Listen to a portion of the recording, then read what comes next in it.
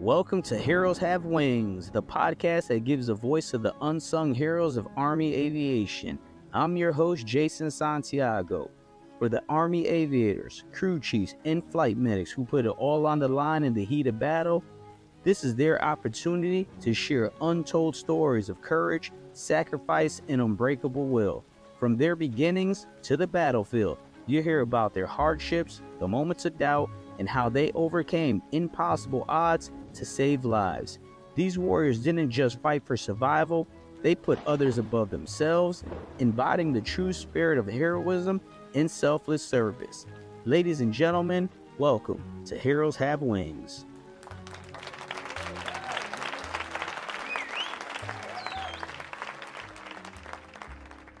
Today's guest is the definition of grit, growth, and ground-shaking leadership. From the wild outdoors of Montana to commanding troops in the most dangerous corners of the world, Lieutenant Colonel retired Ryan Travis is a warrior forged by combat and driven by faith, family, and country. Over a 22-year Army career, spanning from being an engineer to aviator, combat commander to West Point Regimental XO, Ryan led from the front, never backing down from the chaos or the cause. He's faced combat, built warriors, and now crafts a legacy with his wife, who is currently still on active duty and is his rock and foundation, while customizing furniture and still raising his two sons with purpose. His story is more than ranks, deployments. It's about staying loyal, staying ambitious, and leading with heart when the world gets heavy. This is a story of a soldier, a leader, and a man who never stopped serving. Ryan Travis, welcome to Heroes Have Wings. Hey, thanks, Jason. It's really a great honor to be here. Great that you asked me to be here, and just an honor to be able to share my story with you and everyone within our group, and just looking forward to our conversation. I'm super excited you're here today, man, and I want to thank you. When I reached out, no hesitation, you showed support, and here we are today. And I'm truly grateful for this opportunity to tell the world your story. I'm pretty excited about this today. Yeah, I'm stoked. I mean, this is, especially being retired, I don't get a chance to talk about some of the awesome things that my soldiers and the time of my command when I was really able to lead some of the greatest soldiers in this nation. I haven't been able to share a lot of those stories for a while, so this is truly an honor for me, and I'm really excited about it. All right, man, I'm excited too. Let's get it started. As you know, quick hits. Let's get it going. Coffee or energy drinks? Energy drinks. City life, country living? Country living. Summer heat, winter cold? Ooh, that's a tough one. I live in Florida, so I'm going to have to go to summer heat. Movies or books? Books. Dog person, cat person? Dog, but my wife would say otherwise. Okay. Beach vacation or mountain retreat? Oh, man, you're hitting me with some hard ones. Live in Florida, so since I live in beach, I'll go with the mountain vacation. Okay. Wake up early, stay up late? Both. Action movies or comedies? Action. Camping or road trip? Camping. Texting or calling? Calling. Why do you like calling more than texting? I love to talk to people. I love to hear the inflections in their voice and know whether I've really touched base or whether I've said something wrong. Because as a commander, I've always known that, when I say something, the inflection and how people receive it can be totally different each and every time. So that's the most important thing to me, is to be able to understand how people are and be able to communicate effectively with them. Oh, I agree 100%. So I see you're from Montana, correct? That's correct. Born and raised. How was it growing up in Montana? It was interesting. I grew up in a very small town, about 4,400 people at the time. So very small and tight-knit group of people. Most of my family lived there. My father owned a business there. My uncle was a city judge there. So couldn't get away with much. Everyone always saw me as being a rich kid because my father had a business there. So I was kind of stuck between a rock and a hard place. Couldn't be a bad boy, couldn't be a good boy, because there was always something tugging against me. So you just kind of you found your way in the mix. Love the scenery, love the opportunity to go out and spend time hiking, hunting, fishing, rock climbing, doing the crazy things that most kids should be doing, in my personal opinion. My parents were very much like, hey, we don't want to see you until the lights come out or go off. And of course, I always press that limit, as most kids do.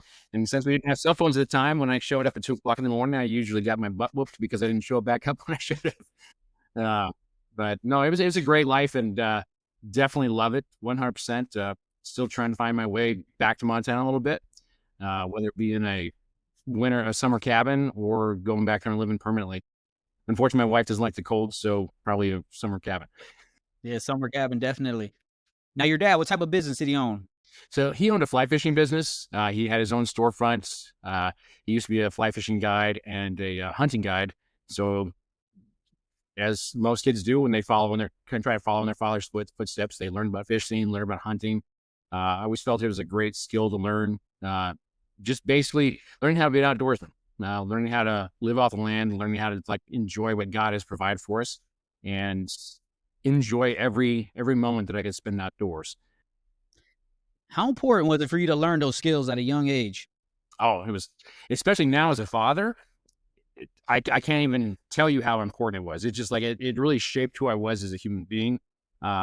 It's made me recognize the importance of things that are much bigger than me. Just the outdoors, the world that we live in, and the conservation, taking time to be out there, is a far greater thing that will always be there, even beyond my existence, my children's existence, all of our existence, really. And how to take care of that, how to manage it, how to just enjoy it for what it's worth.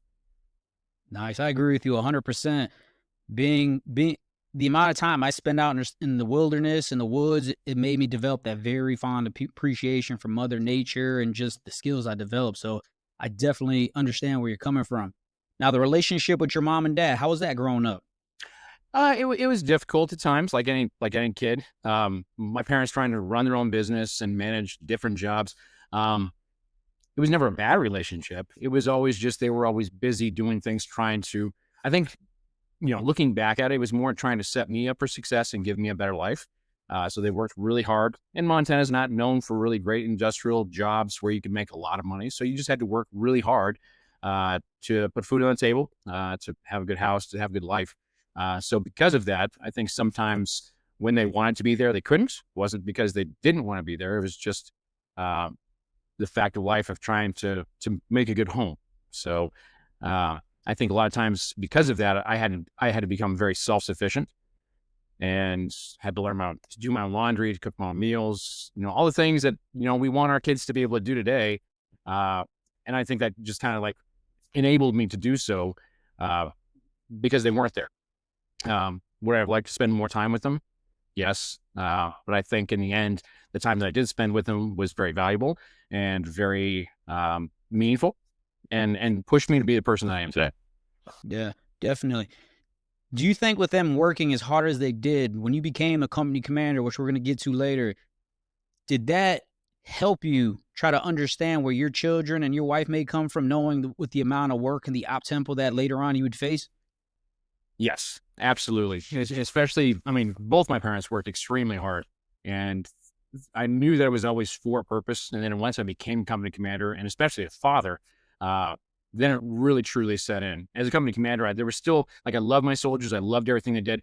I think that becoming a father really changed my perspective on how hard you work to set the stage for your children and for those that you work for.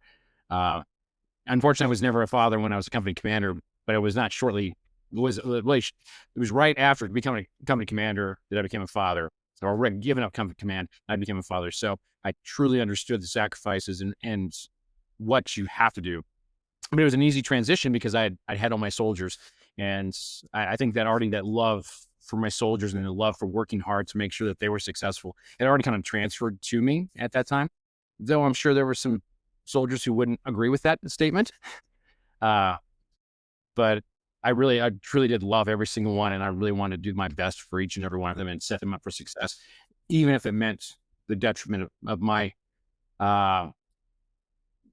me as a person or me as my overall ego. If they didn't like me, that was okay.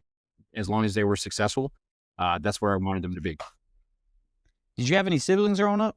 Actually, I did not. I was a only child. So there was also some interesting things that, working with soldiers, when you're an only child, there's only one person to blame when you screw up. Yeah. And I tried blaming the dog a couple times. That didn't usually go over too well. Usually resulted in my butt getting whooped or getting grounded because I lied, which will be another thing that I really focused on during my company command was honesty and integrity.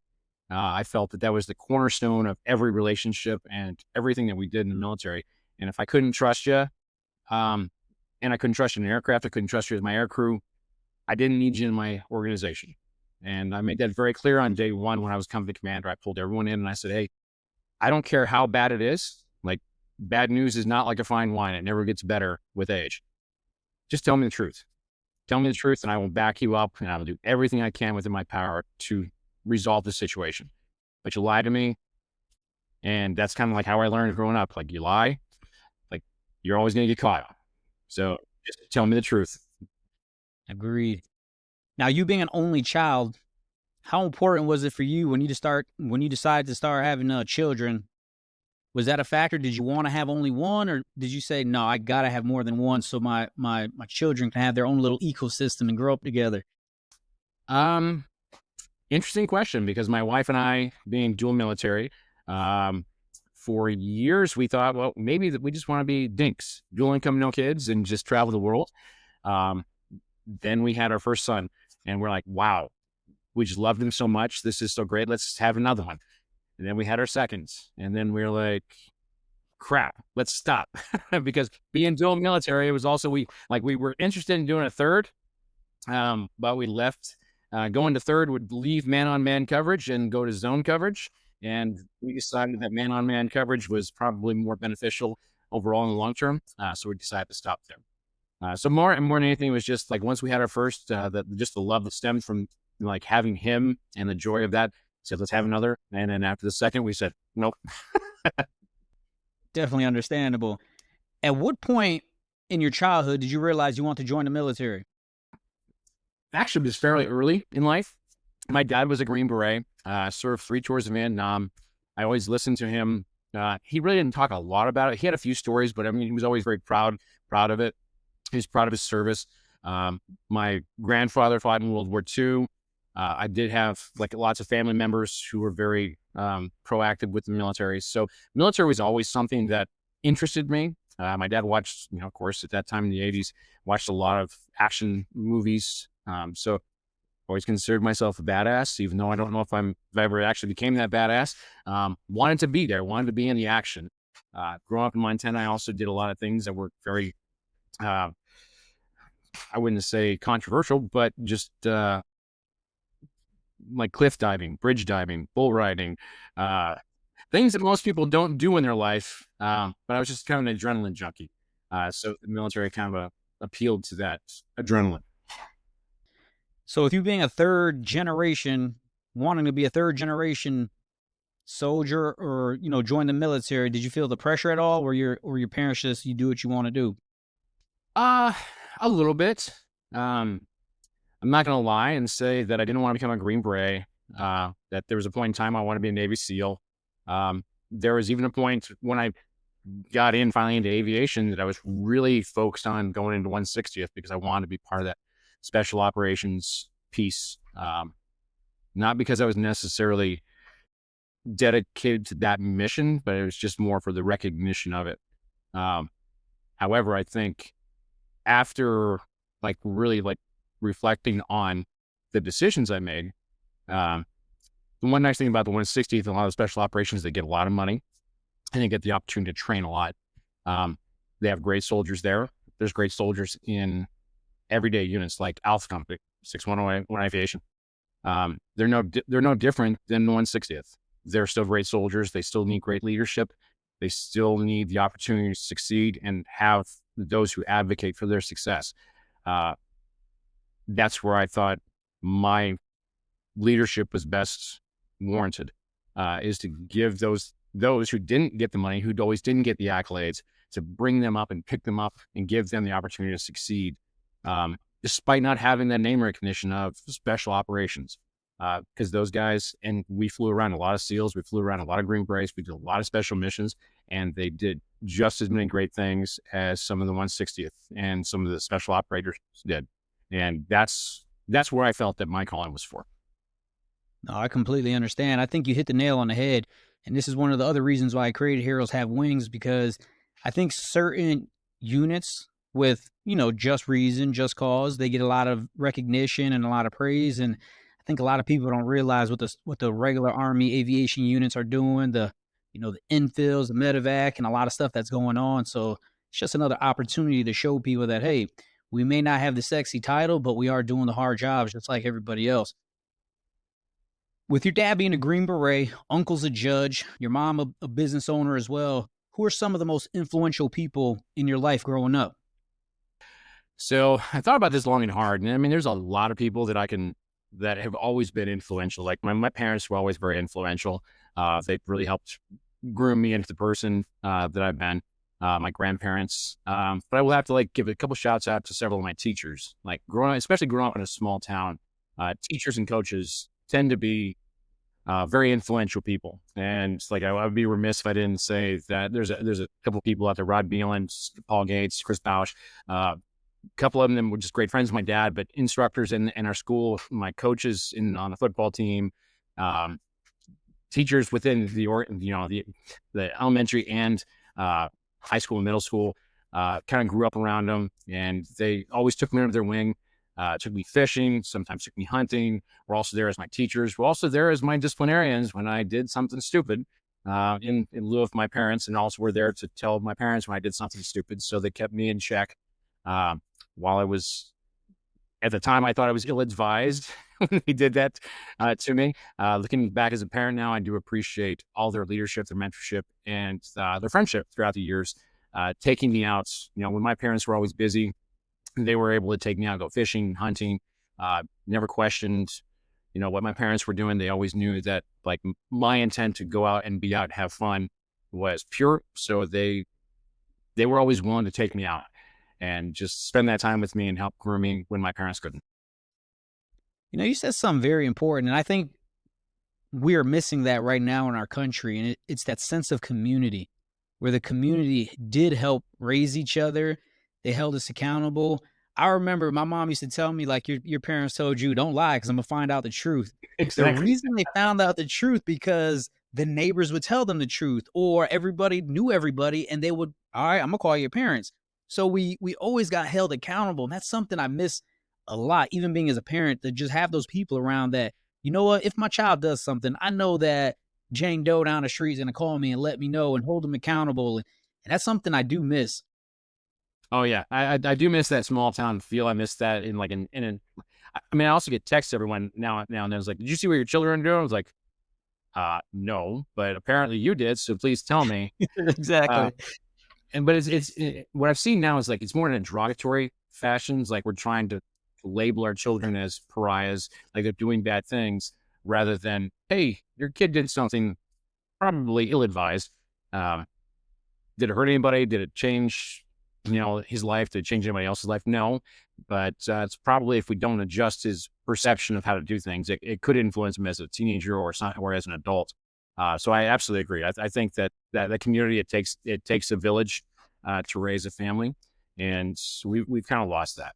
And I'd like to get back to that a lot more. But social media is always, I mean, my personal opinion is social media has always become a detriment to society. Though it's created a more social environment, it's actually, I think, lessened our ability to have human interaction. Correct. And I think that's why a lot of people are having the issues they're having, because you and I know, with being deployed, being in, isolated places in the world, human interaction is one of the most important things that we as humans need. And hell, we all realized that during COVID-19, how we're all isolated, how important it was to interact and just be around people.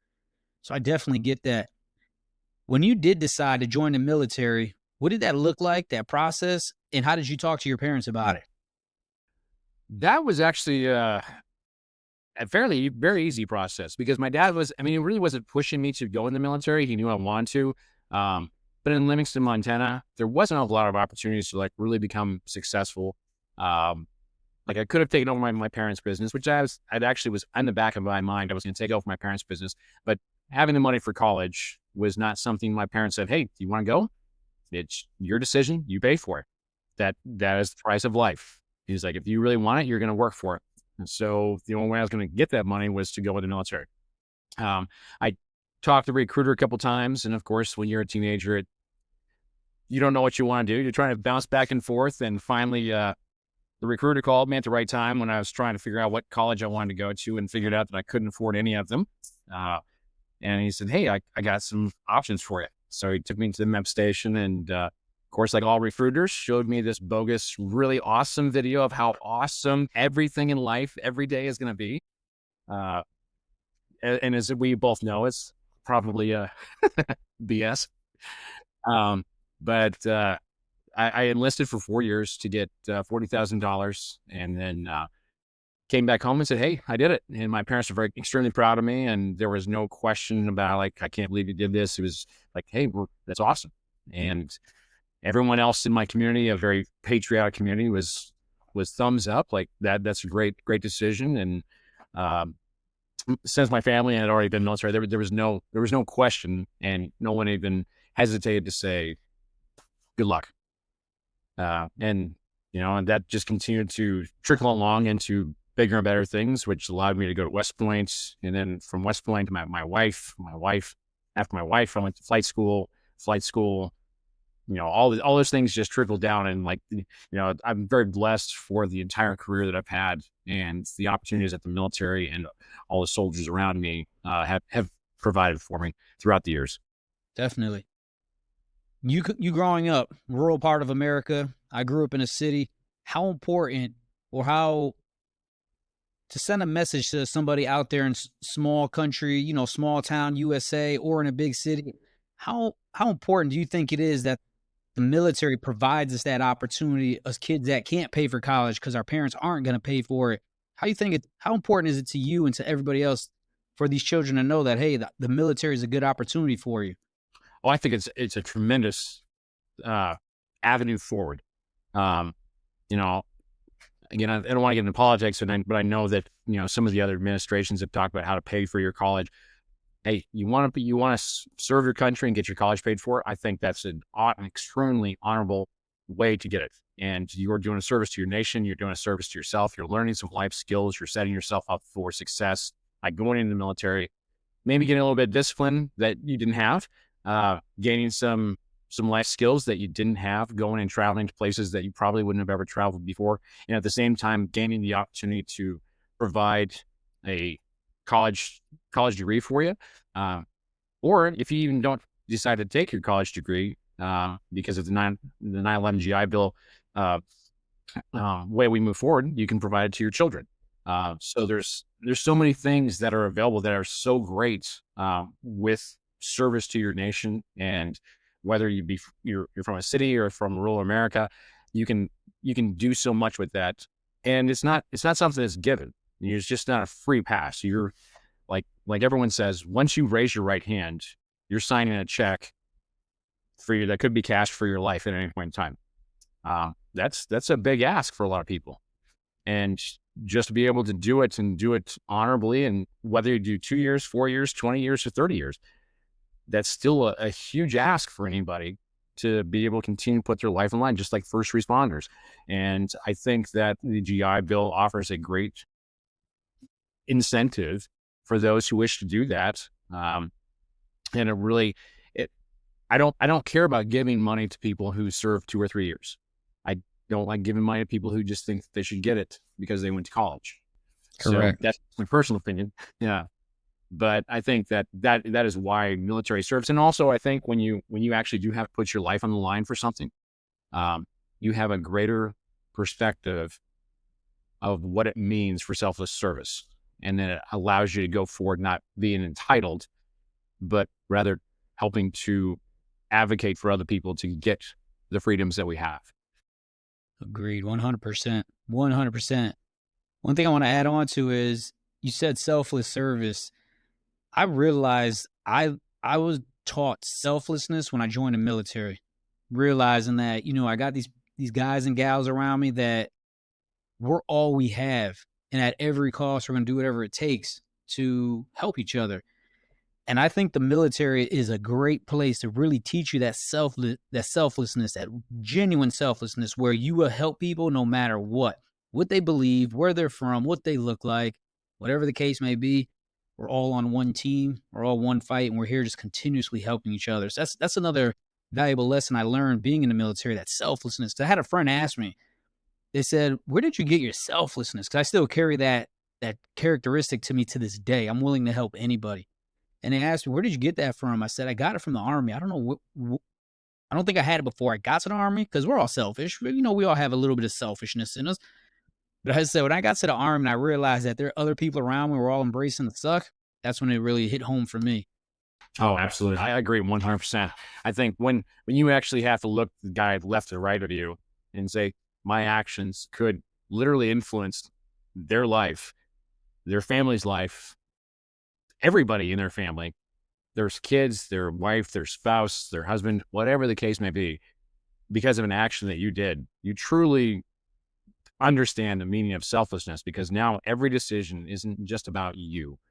If you decide to run forward and charge hell with a bucket of ice water, well, you better hope your buddies are behind you and that there's a good reason for it, because if they don't want to do it, we may have just like doomed ourselves all to like this ill-fated decision.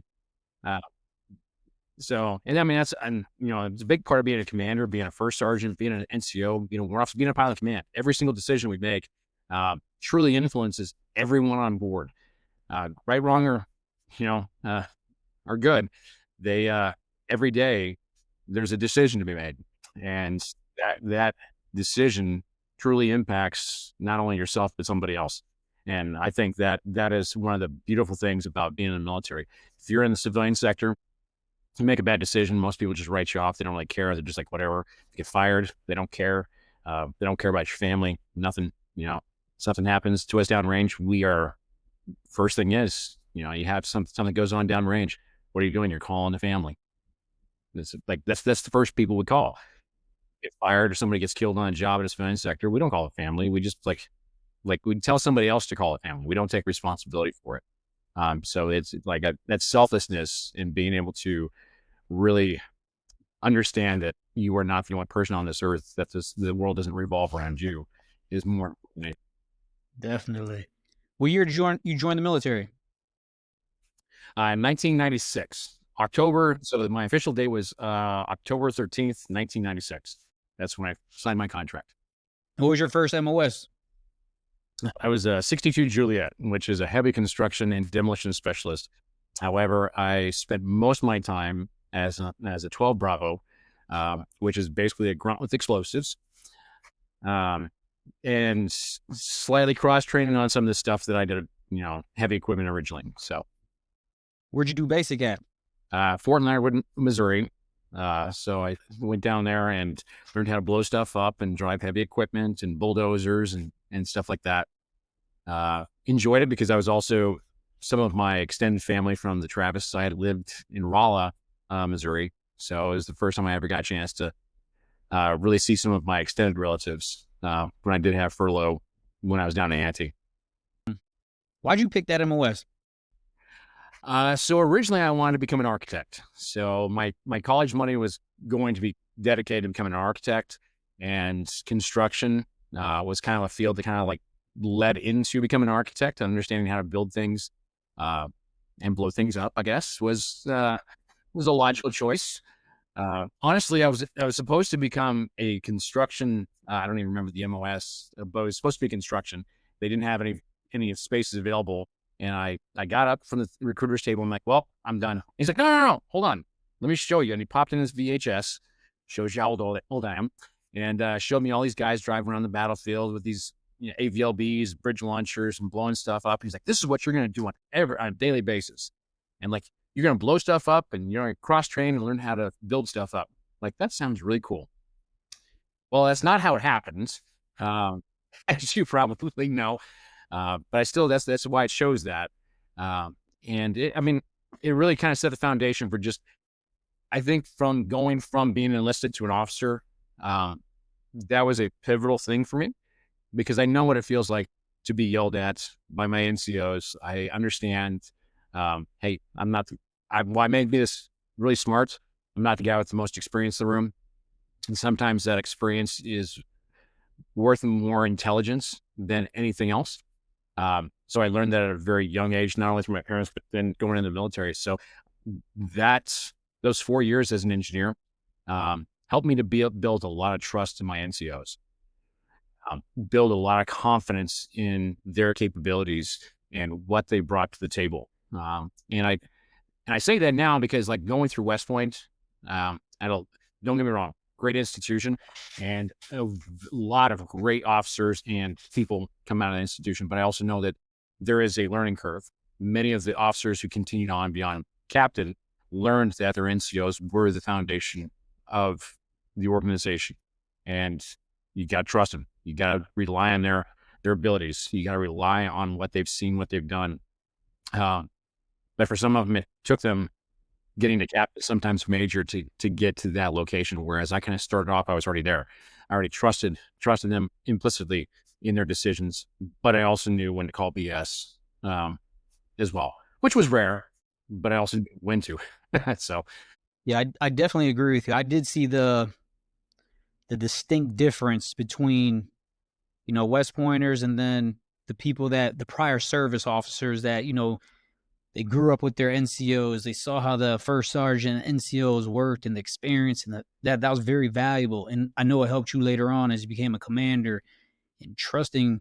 I mean, that first sergeant's like your right-hand man. You guys are, everything is, you guys have to work well. And if you don't trust the NCO Corps, not say not trust them, but it takes you time to establish that trust. It just, like you said, it puts you behind that learning curve pretty significantly. When you get to basic, you leave your small town, 4,400 people, you show up Fort Leonard Wood, and for everyone to understand, when you get to basic, it's like the melting pot of America. You have all different types of people in one space, and we're all going through the same struggles, essentially. Was there any culture shock for you once you got to basic? Oh, absolutely. 100%. So growing up in small town, Livingston, Montana, very, very white, homogenous town. In fact, I'm not going to lie. I actually had some people pull me aside. Just like, be careful when you go to basic. There's those colored people there. I was like, what? and I say that because there was nobody I mean, it was like totally white in my town. And it wasn't that they were bad people. It's just like they didn't have any experience with them. And so when I got there, I think the biggest culture shock for me is I was kind of like, I didn't know what to expect. And at the end of the day, what I found was we're all the same. We're all hardworking people. It doesn't matter what the color of your skin is. We all have one goal in mind. And that at that time, it was just to be a good soldier. And then as it grew, it was like to be a good American. It was just to be a good person and somebody who's contributing to the values and the overall mission of the United States Army. Yeah, the good and bad people, you're going to find them on every spectrum. There's always good people and bad people. There's people who think that they are good people that we probably don't agree with. So to me, I think that was the biggest lesson learned, especially leaving there. And that was one of the things that always stuck with me is how people were just blinded by skin color coming from my town. And not, again, nobody in my town I think is racist. I think they were just ignorant because they didn't have experience from it. And by going there to basic, I learned such a valuable lesson is like, we all bleed red. We all work hard. We all want to do good things. We all want to be successful. And that working together as a team will get us there quicker than working against each other. And I think that was one of the biggest lessons I learned when I entered the Army was that we're all the same. Agreed. Any struggles with basic? Not really, honestly. In fact, my mom even brought up a point that I'd written him a letter because my dad was very much a disciplinarian, being a Green Beret and spending 3 tours of Vietnam and being an only child. Like I said, there was nobody to blame, but numero uno. When I got there, I was intimidated at first, and I was a little nervous, like everyone else is. But I found that just like in my household, if you did the right thing, you worked hard, everyone left you alone. And many times you got the accolades for doing the right thing. Don't try to buck the system.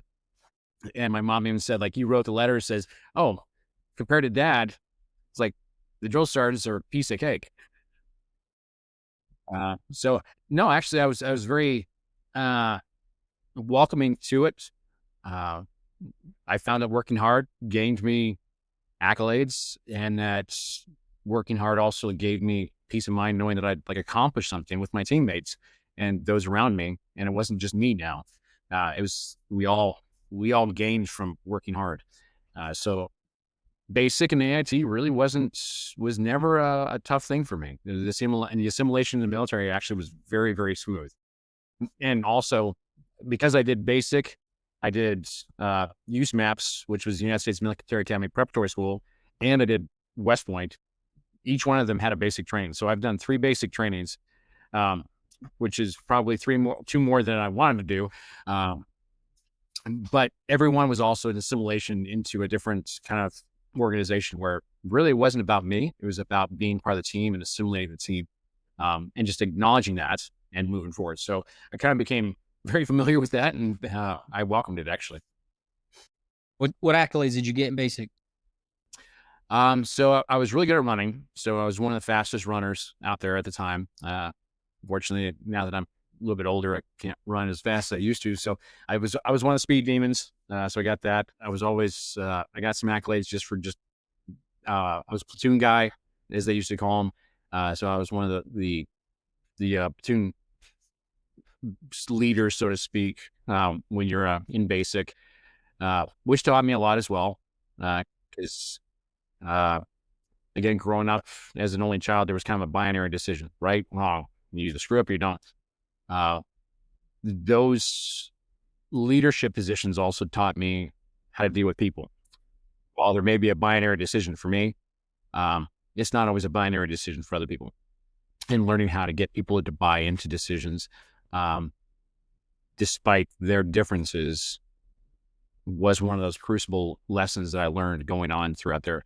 And it took me a while. I'm not gonna lie. Like, even through my company command, I can tell you a few lessons that I learned during company command, even all the way through the rest of my career as a lieutenant colonel.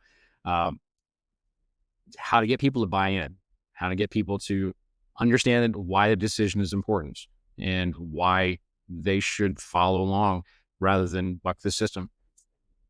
And that's I think one of the greatest leadership lessons I've learned throughout my entire career was, you know what, everyone's got an opinion, and how to get them to understand your opinion, whether they agree with it or not, is the greatest challenge of leadership.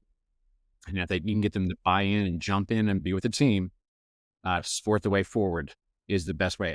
But also give them a voice too, because they may also have an idea too. And that's I think the other piece of being a platoon guy is, when I was in that position as a young PFC or private, I didn't listen to anybody. I thought my way was the only way. And I'm sure you'll probably talk to some of the warrant officers in my command who also thought that way as well. But like, I'm willing to accept that and own it. But I always wanted to listen to their opinion. I always wanted to bring the best idea forward, because I'm not the smartest guy in the world. But I like to surround myself with the smartest people in the world. Agree 100%. And that's why I think that my command was successful, is because I was surrounded by the best. Did your parents, did they show up to your graduation for basic? My father was not able to. My mother, my grandmother, and my cousin were able to come down, make it down there. And then what kind of facilitated that is my cousin was kind of like my younger sister. Great patriot. And then shortly after I graduated from basic, she graduated high school and then went into the Navy and served for 21 years. Nice. We won't hold it against her for joining the Navy, though. I know. So you did basic and AIT in the same spot. You leave Fort Leonard Wood. Where do you go for your first duty station? So at that point, I went to Fort Leonard Wood. I was lucky enough to graduate right before Christmas, so I was able to spend my first Christmas in the military at home. Then transitioned back down to Fort Leonard Wood. For Fort Stewart. Got kind of integrated with the unit. Started learning that, a majority of the company, which there was 142 of us, I believe. Out of the 142 of us, there was 4 officers, and there were 136 12 Bravos and 462 Juliets, which was one of me. So I was kind of outside of my element again, dealing with a group of people who like, you're that guy, type of thing. But as luck would have it, Operation Southern Watch kicked off very shortly. So we were on a rapid deployment response team. And What's Operation Southern Watch? So Operation Southern Watch is when Saddam was basically kicked all the UN inspectors out of Iraq, and we thought we were going to go to war again. So we did a rapid response and deployed to Kuwait and sat along the southern border of Kuwait, Saudi Arabia, for 9 months, just waiting for Saddam to do something stupid. Didn't really do any combat action, just sat there and trained and sat in the heat and at tents with no AC, sucked up life. And, it was a good deployment. We learned a lot. We did a lot of training, but there was really no action. We just kind of sat there. And then after we redeployed, we just kind of came back, and really there was nothing of note to go on with worldwide conflicts until 9/11. So I want to ask you, before we get to 9/11, when you show up to your first duty station and you realize you're only four, I think it was four, you said, out of 100 plus, 140 plus with the different MOS, how did that help you to adjust to your environment and just make it work? Well, at first I thought maybe it would make me unique and that I would have a little bit of a leg up, that everyone saw me as like hey, we need you to do this. That was absolutely not the case. What I found is that because there's so many other people and I'm kind of like the unicorn in the group, that you can act like the unicorn and get nowhere, or you can assimilate yourself with everyone else and find a way to be useful to all those. There were guys that I worked with who thought, because there was only one vehicle in the organization that it was called a C truck, a small end placement excavator, that really was the only truck that the 62 Juliets took care of. Everyone else was driving the APCs. They were driving the armored vehicle bridge launchers. They were driving the MICLICs, all that stuff, the ACE vehicles. The guys I was working with, they were like, well, this is our truck. And that's all we focus on. Well, I was watching how their careers were going, and it was absolutely nowhere.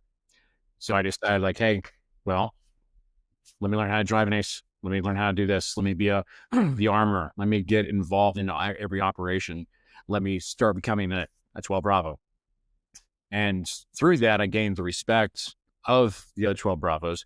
I also gained recognition through the platoon leaders, through the platoon sergeants, who saw me not as a 62 Juliet, but they saw me as a soldier who was bringing something to the table, who wanted to advance. And I think that was the most important thing that kind of came out of that situation, is I wasn't happy with just sitting there like, hey, this is my one vehicle, I'm going to take care of that one vehicle. It was never that. It was like, I want to be part of everything. I want to be contributing to everything that I can. I don't want to be just that one trick pony. In doing so, I think that really elevated me to the next level, which actually put me in front of my company commander, who said, hey, like, you're kicking ass, taking names. You ever thought about going to West Point? And that was kind of the impetus that pushed me in front of the West Point recruiter, which got me into USMAPs and then West Point and then on to the rest of my career. So that deployment, how old were you when you got sent to Kuwait? I had just turned 19. 19, you find yourself in Kuwait. How were you feeling at the time? I was super excited, because I honestly, this was the first time I'd ever really traveled out of country, discounting Canada. But this was like the first time that I truly felt like I was doing something for my nation. Like everyone's kind of psyched up. We thought we may be going to war. There was purpose into all of our training. I kind of felt like all the war movies I'd watched growing up, like, hey, this is it. Like we're going to do something. We're going to have purpose. And while we didn't fight anybody at the time, we just got there and sat there. To me, it was extremely exciting. I know for my parents, it was extremely terrifying. Especially now as a parent, you think about every time your kids do something and you're just like, oh my gosh, like, I can't believe I let them do that. Or they're like, why are they doing that? Like, they're going to get hurt. But on the flip side, I think that also has helped me as a parent to like quell my own fears, because I want them to go out and do those crucible events. I want them to do crazy things. Well, albeit stupid sometimes, those crazy things that we do define who we are as human beings, and they're life lessons. You jump off a bridge, you break your arm. Well, it's a life lesson. but but on the flip side, the other piece of that is I don't want my own children to be afraid to do things. There are too many people now that they can play Call of Duty and think that they're total badasses, but when you ask them to walk out and defend their house, they will cower in the basement and not do anything. And I don't want my children, I don't want the people around me to do that. I want them to be strong and understand that there are repercussions for being strong. You may get shot, you may get killed, but you have to be willing to make a stand for what you believe is right.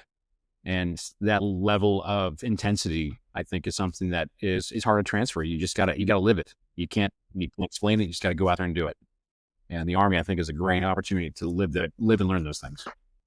Damn, that's good, Ryan. That's very, very accurate and good. That's good stuff right there. So you get back from Kuwait. You had a conversation with your commander about West Point. First off, what was your biggest takeaway from that first duty station, you being in Kuwait, you having that conversation with your commander? What was your biggest takeaway from all that? Well, interestingly enough, the commander that we went to Kuwait was not the commander that recommended me for West Point. Actually, it was quite the opposite. So, interestingly enough, I hadn't talked to my commander really a lot until we got back from Kuwait. And he brought me in. He's like, "Hey, you've been in the Army for like a year and a half now, 2 years." He's like, "What are you thinking?" It's like, I was like, "Hey, I'm kind of interested in becoming an officer. I really like the military." And he was a West Pointer, and he flat out looked me in the eye and says, like, "You're a really good soldier. I just don't know if West Point is something that is going to be your fit." And it was kind of one of those like crushing moments. Like I've been working my ass off. I've received accolades for driving a dozer, doing things so I drove a dozer, I drove a sea truck, I drove a 18-wheeler. I did a lot of things when I was downrange in Kuwait, worked my ass off. And many people say like, "Hey, you're like one of the best soldiers in this platoon." And he had the nerve to tell me that I wasn't really qualified to be an officer. So it was kind of crushing at that point. And at that point, that was one of those points in time where I was like, screw the Army. I was like, my parents they have their own business back in Montana. I'm getting out. I'm taking my money. I'm leaving. And again, that was when I say that, it was a crucible point for me because it was a total letdown. It was the first time that I wouldn't say had failure, but when somebody just said, "You're not good enough." Because of that, I kind of quit for a little bit. Kind of quit. I just went with the flow. I did like a lot of soldiers. I'm just like waiting to get out. And then I got a new commander, Captain Lee. And then my XO changed out and that was Lieutenant Savage. There was a huge dynamic shift in how the command went, as there always is when a command changes over. Well, I found myself wanting to work a little bit harder at that point. And that's how I started getting back to kind of, I wouldn't say limelight, but just kind of getting back, like wanting to work really hard, putting forth the extra effort. And that's how Captain Lee said, "Hey, do you want to go to West Point?" I want to thank my previous commander because I think without him, without that total crushing blow, I probably wouldn't work twice as hard as I did when I met Captain Lee to push me into the position I am now. So they say everything happens for a reason. I don't think he meant for me to do that. I don't think he wanted me to go to West Point whatsoever.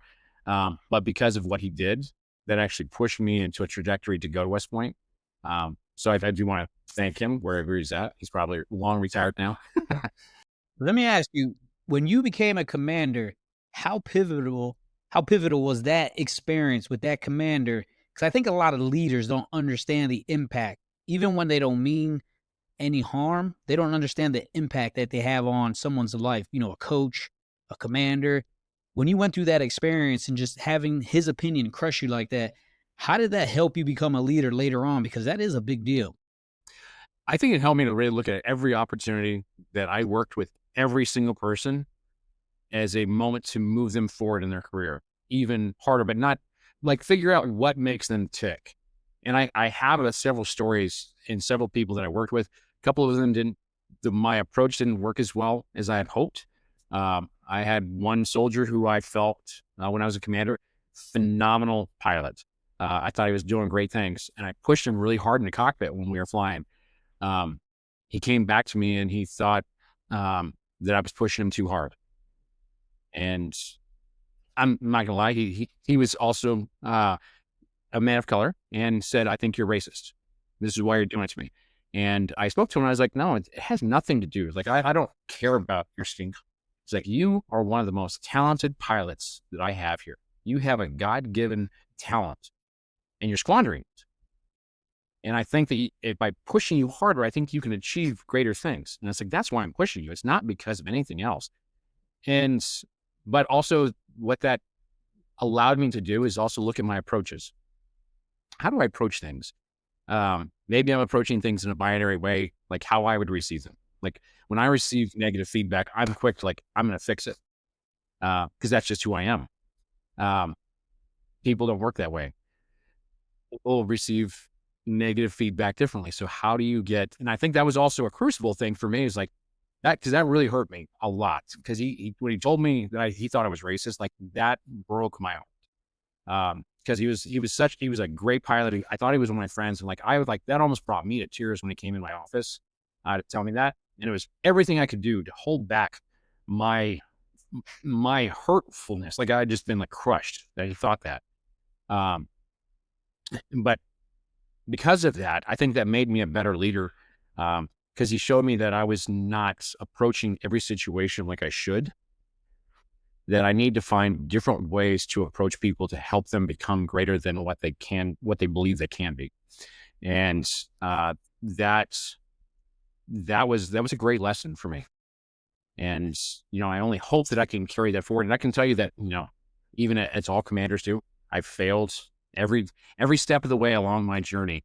I continue to fail and screw up, but every one of those lessons, I continue to try to readjust what I was doing in my command or in my XO positions to try to better my soldiers. And that, in the end, that was really what it was about, is like, how do I uplift my soldiers, my warrant officers, my officers? How do I make them better than me? And it's a lot like being a parent. You see the potential in every one of them, and you know what they can do. They may not see it, but how do you get them to achieve it without like alienating them 100%, without destroying them, but with also kind of giving them a little bit of humbleness, like, "Hey, you ain't the greatest thing since sliced bread just yet." Like there's some ways that we can get better. So that's always the thing that's on the back of my mind. And I think that's really kind of what that lesson in life of that commander was like.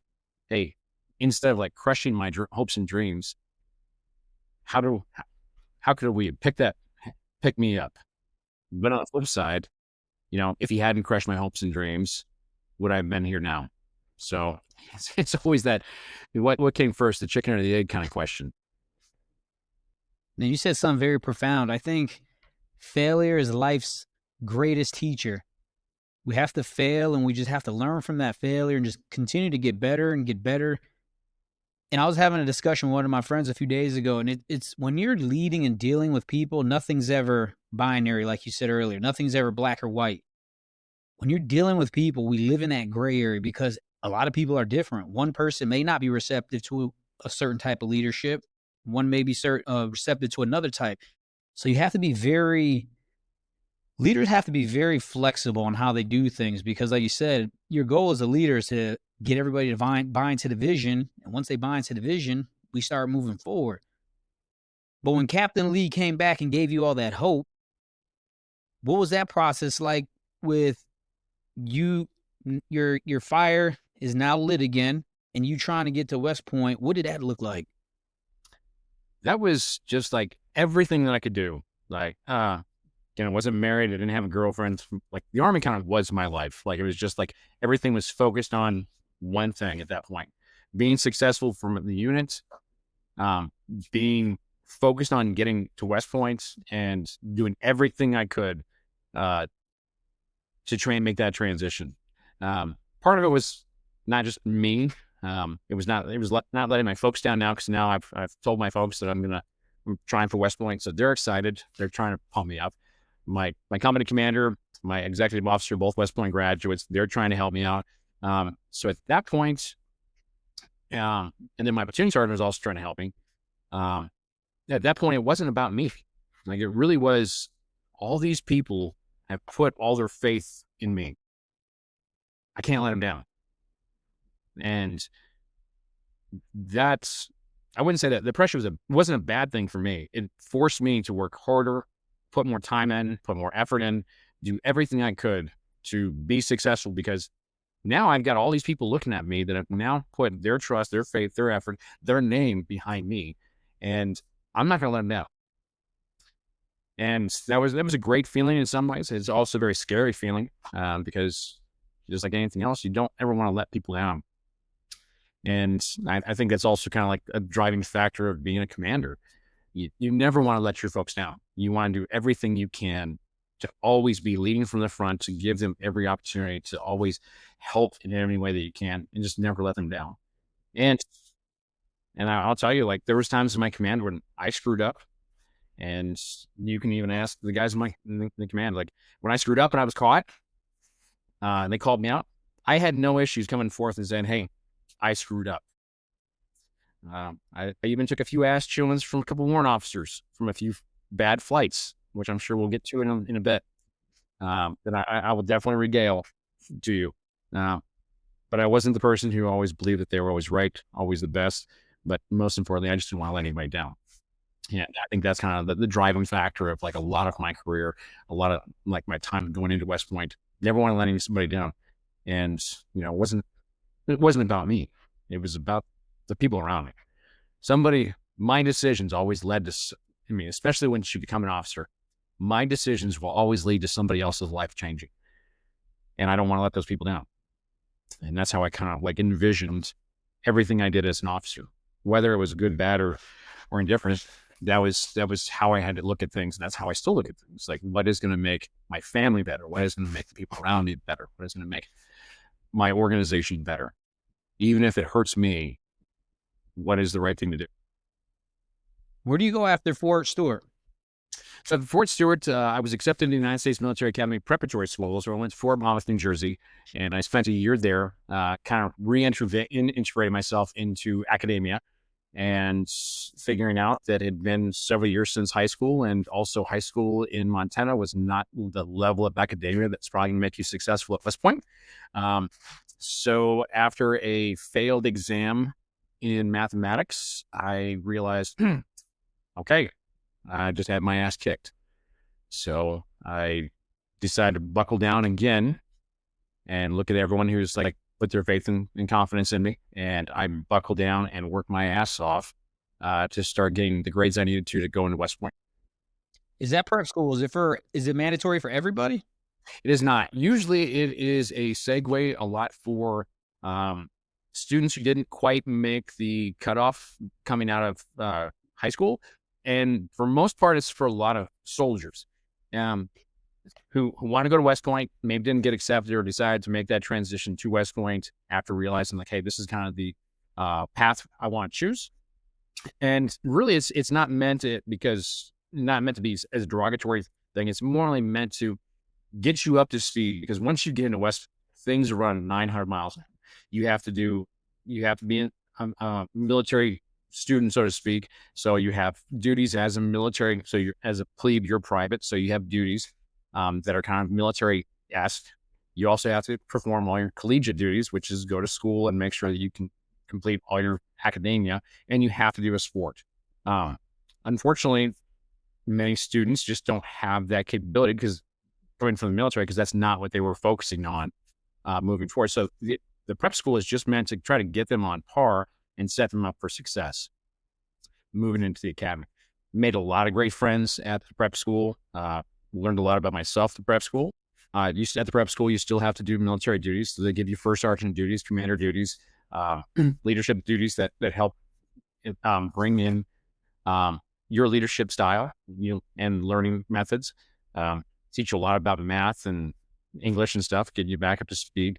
And then you take a month off after you graduate, should you graduate, and then you go to the academy. Then you spend another 4 years of hell. Now, the prep school, is that considered active duty time? It is. So that is, so technically anybody can quit the prep school if you're active duty. and go right back to active duty. When you complete the prep school and you go into USMA, the day that you sign into USMA, I actually got my first DD 214.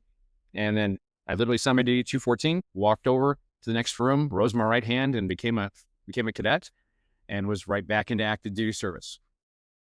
So you're getting paid while you're at West Point, is that correct? Yes, but it's not a very huge stipend. It is, I want to say it's about like basically what a private makes, which still isn't bad, because they pay for all your meals, they pay for you to go to school, you get lots of opportunities to travel abroad, and you still get your college paid for.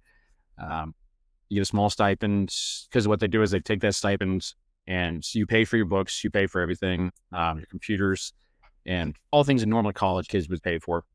But as you go up in years, since you've already got a lot of the things like your uniforms and your computer, your paycheck gets a little bit bigger. So you start off getting about $400 a month, and by the time you graduate, you make like $800 a month. What was your biggest takeaway as an enlisted soldier before you went to the prep school and the West Point? Work hard and be part of a team. If you can do those, do those two things, there is nothing that you can't accomplish in the military, because you're always going to be surrounded by smart people. You're going to be surrounded by patriots, but you got to prove yourself by working hard, and you got to be part of the team. If you're neither one of those, if you're not going to work hard and you're not going to be part of that team, then you won't go anywhere. You're just, even if you're the smartest person in the room and you don't work hard and you're not being part of the team, you're never going to be successful in the military. And I think it goes for any organization, honestly. If you don't want to be those two things, you think that you're God's greatest gift to mankind, and you maybe you are, but if you can't be those two things, you're not going to make it with most teams. So that's what I've determined. That's what I've seen. And, no matter how much I've seen, I've seen some intelligent people come and go that couldn't assimilate to the military. They couldn't assimilate to a lot of things because they thought that, because they were so smart that they didn't have to listen to anybody else. They didn't have to listen to the experience. They didn't want to be part of the team. And, they could have brought so much to the team. They could have been so successful, but they didn't want to be. So in fact, many times they hindered the team. So always try to be the hardest worker out there and the one who wants to be part of the team. What was your most memorable moment being an enlisted soldier?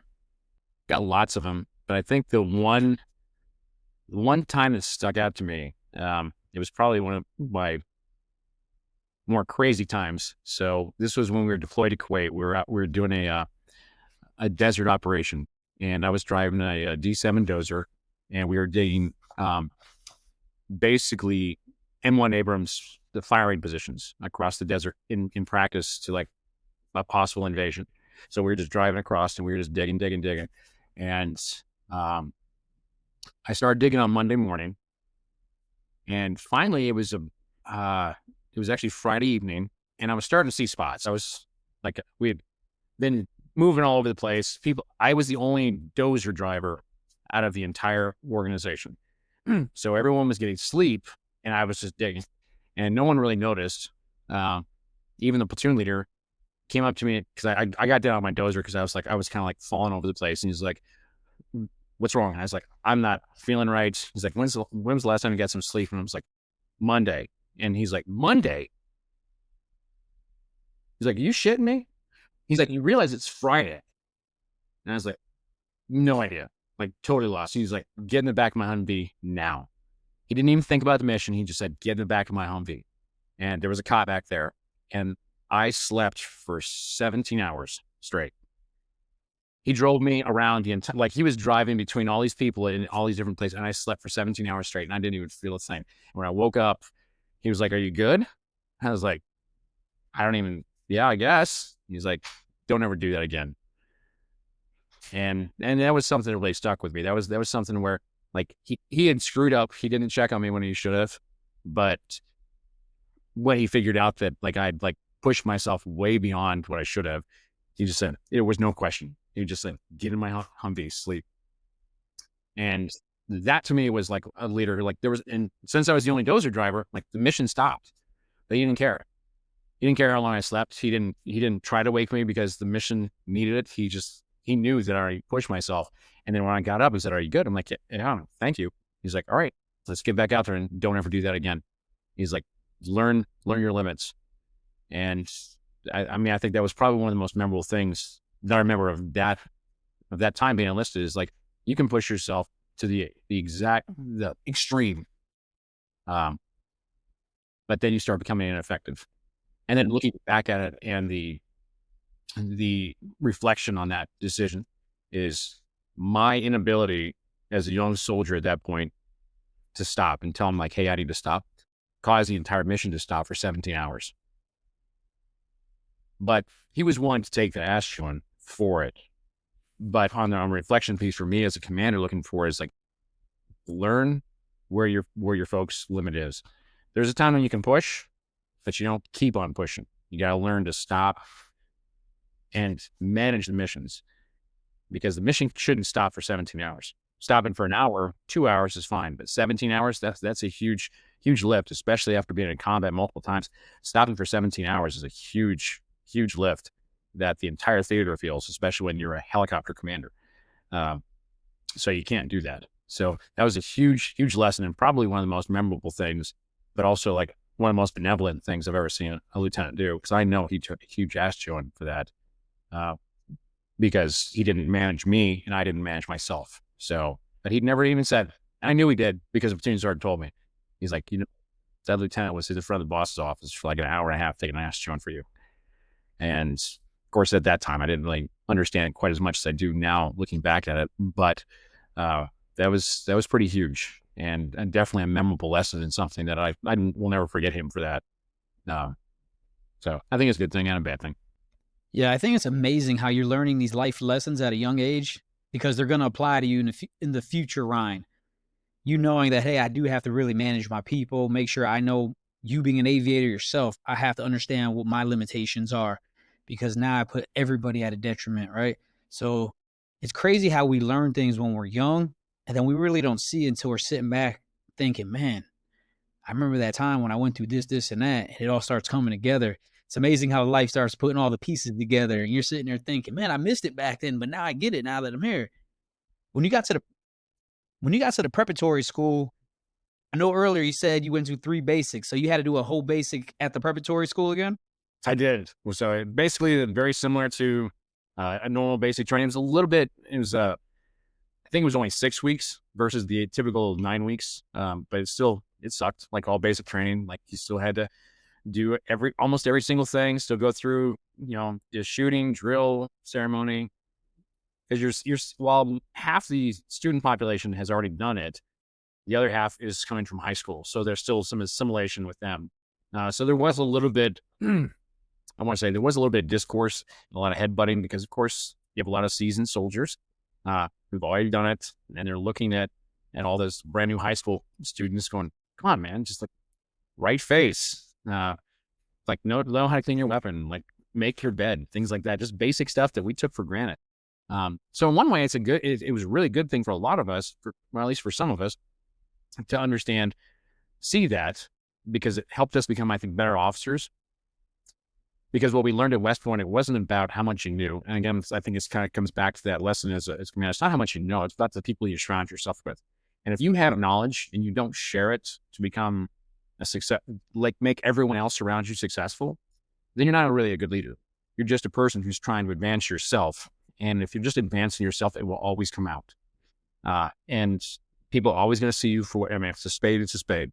And if they see that you're only worried about advancing your own career and not advancing everyone else, really quickly, they're going to stop working for you, and they're going to stop respecting you, and they're going to stop doing things. They're going to do exactly what they need to, and that's it. The initiative is gone. And if the initiative's gone, your command, your friendships, your leadership, all that stuff just kind of gets pushed to the wayside. And that's exactly what you never want to get to, is where all that stuff is stifled. So I think that was a good thing for all of us moving into prep school, is to see these young kids. And to us, they were, we were only 23, but they were 18. So for us, they were still young. But to see also how they assimilated with us, and how we could become better with them to make a team, rather than standing above them saying, "Well, I've been here." And there were a lot of guys who said, "Well, I've been here. What do you know?" And that carried through in their West Point career. And some of them never made it through West Point because that was the attitude that they took. Some of them were able to get it through West Point, and still didn't do really well as officers. There are a few out there today who are still officers. I'm hoping that they've learned, but I think that was definitely a good thing for us. So you show up to West Point. What is your initial reaction about West Point, and was it as hard as you thought it was going to be? My initial reaction to West Point was about the same. Like you show up, there's the difference in, so prep school and basic training, you start off, you have still drill sergeants, NCOs who are actually part of the training. West Point, the cadets, the third and fourth year cadets, like your juniors and seniors, are the trainers for basic training. While there's oversight with a few NCOs and a few officers, it is the cadets leading that training. And when they do that, especially when you've been there, done that, and sometimes it's kind of hard to, like, oh my gosh, like I'm 5 years older than this kid and he's telling me what to do. Humility, I think, is the biggest thing. It's like, you got to have that humbleness and just like, all right, play the game, and be willing to just drink the Kool-Aid in some respects, but more than going back to like what I said earlier, be part of the team. You can sit there and complain about everyone, or you can say, I've got a lot of knowledge, I've got a lot of experience that I can bring to those in my team to make us the best team, rather than nitpick and say, you guys are screwed up, you don't know. So I think for that piece, it was good. And I also got to see some of my other classmates didn't have that humbleness. So you also got to see like the true colors of some of the people who you're around. So you knew. In retrospect, outside of the basic training, once you start getting the academia, I'm not gonna lie, I kicked my ass. That was something that, even though I went through prep school, I thought I was very comfortable with the academic piece. It was a lot harder than I expected. And, trying to manage the athletic, the physical, the military, and the actual academic portion, that was a lot. You just had to buckle down and focus. What sport did you play? So I played intramurals. So I played a conglomeration of soccer, football, boxing, grappling, and did a lot of different sports. I was a dedicated pistol shooter, so I was actually the captain of the pistol team by the time I graduated. I did a little bit of combat weapons team, but mostly pistol.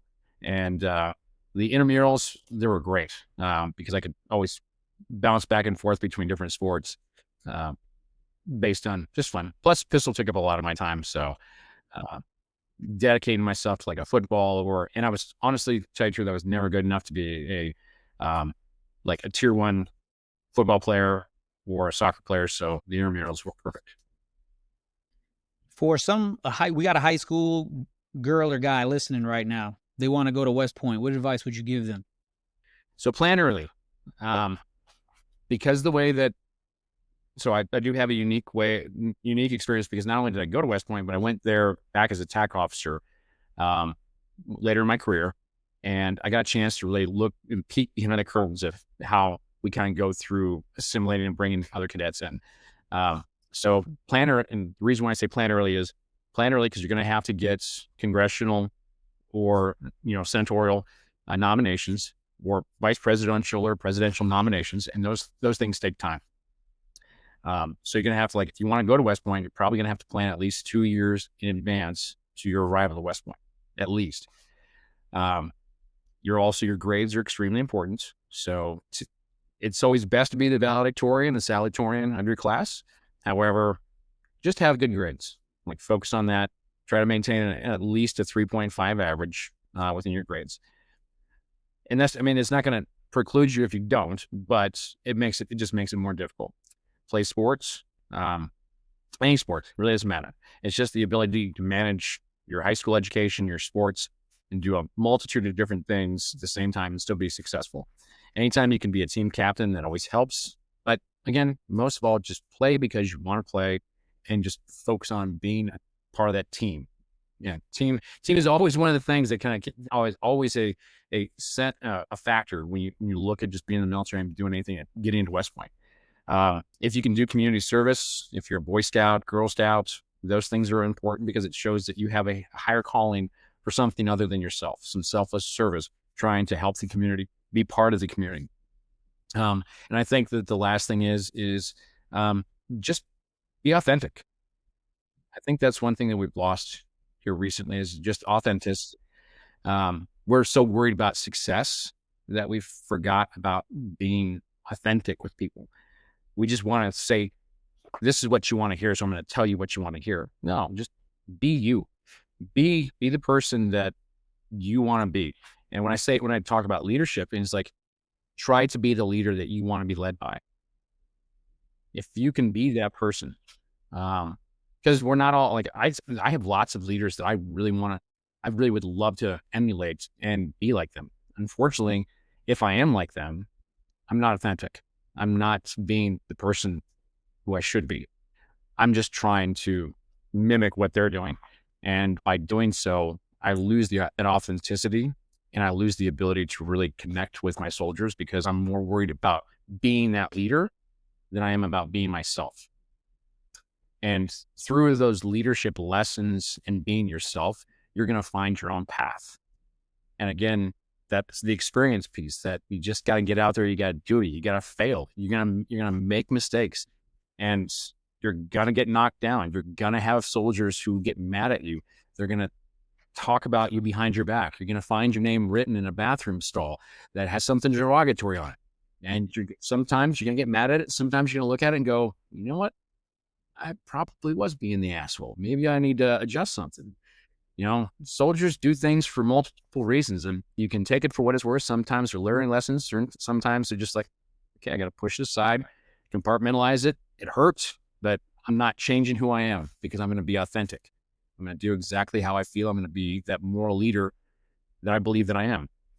And I think that's the most important thing about anyone who's going into West Point or in the Army is just be authentic, and follow your moral code. If the military is not for you, don't force it.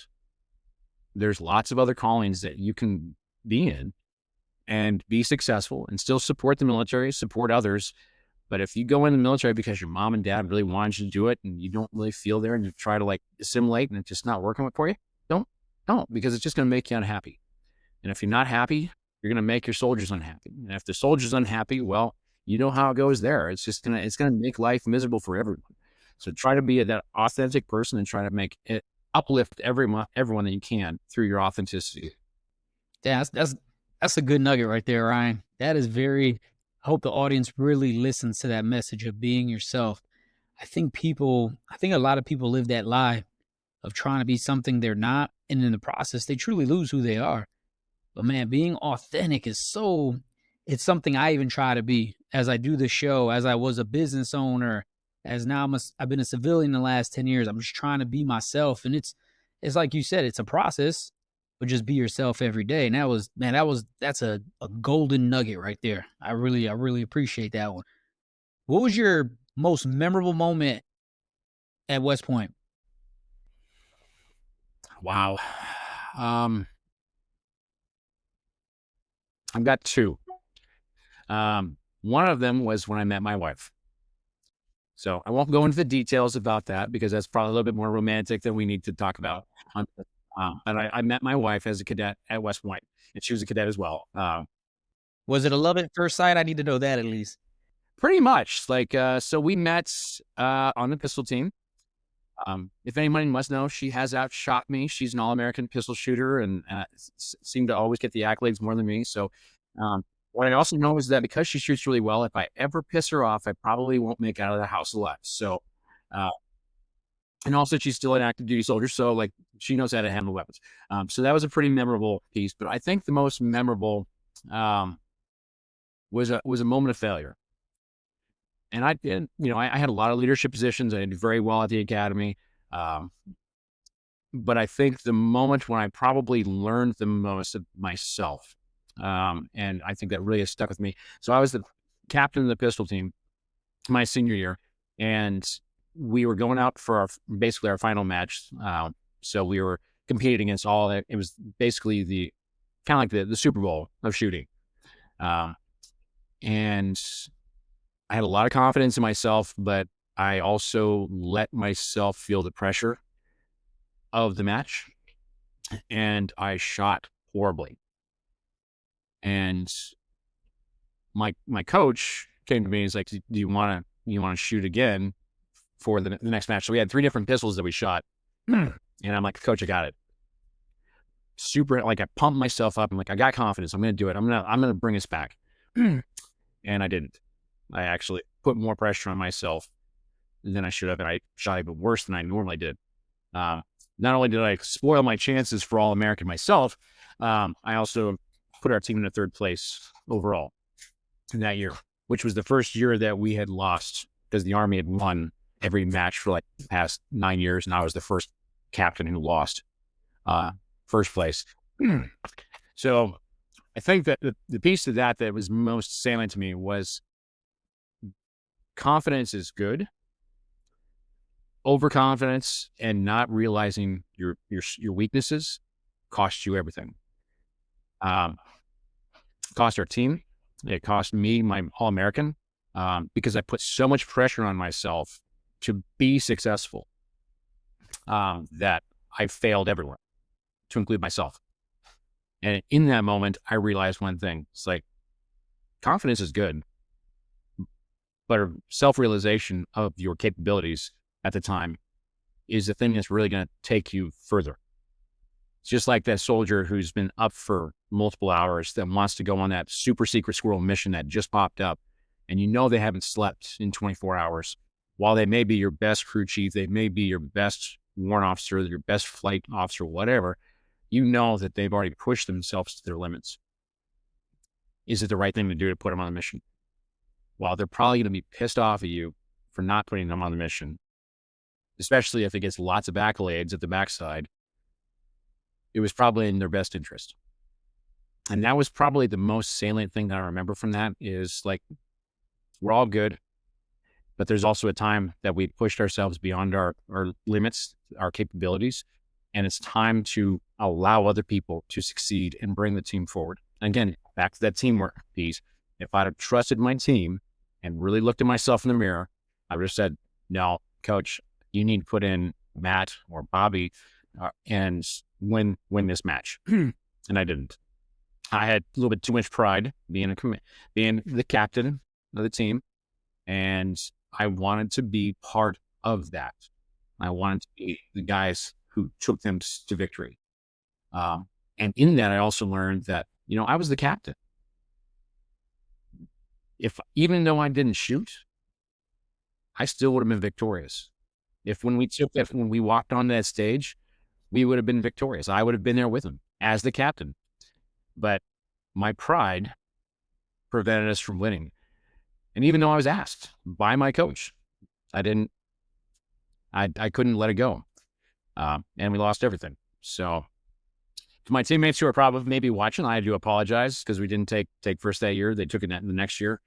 But that was also a huge lesson for me. Just like, it's not about me again.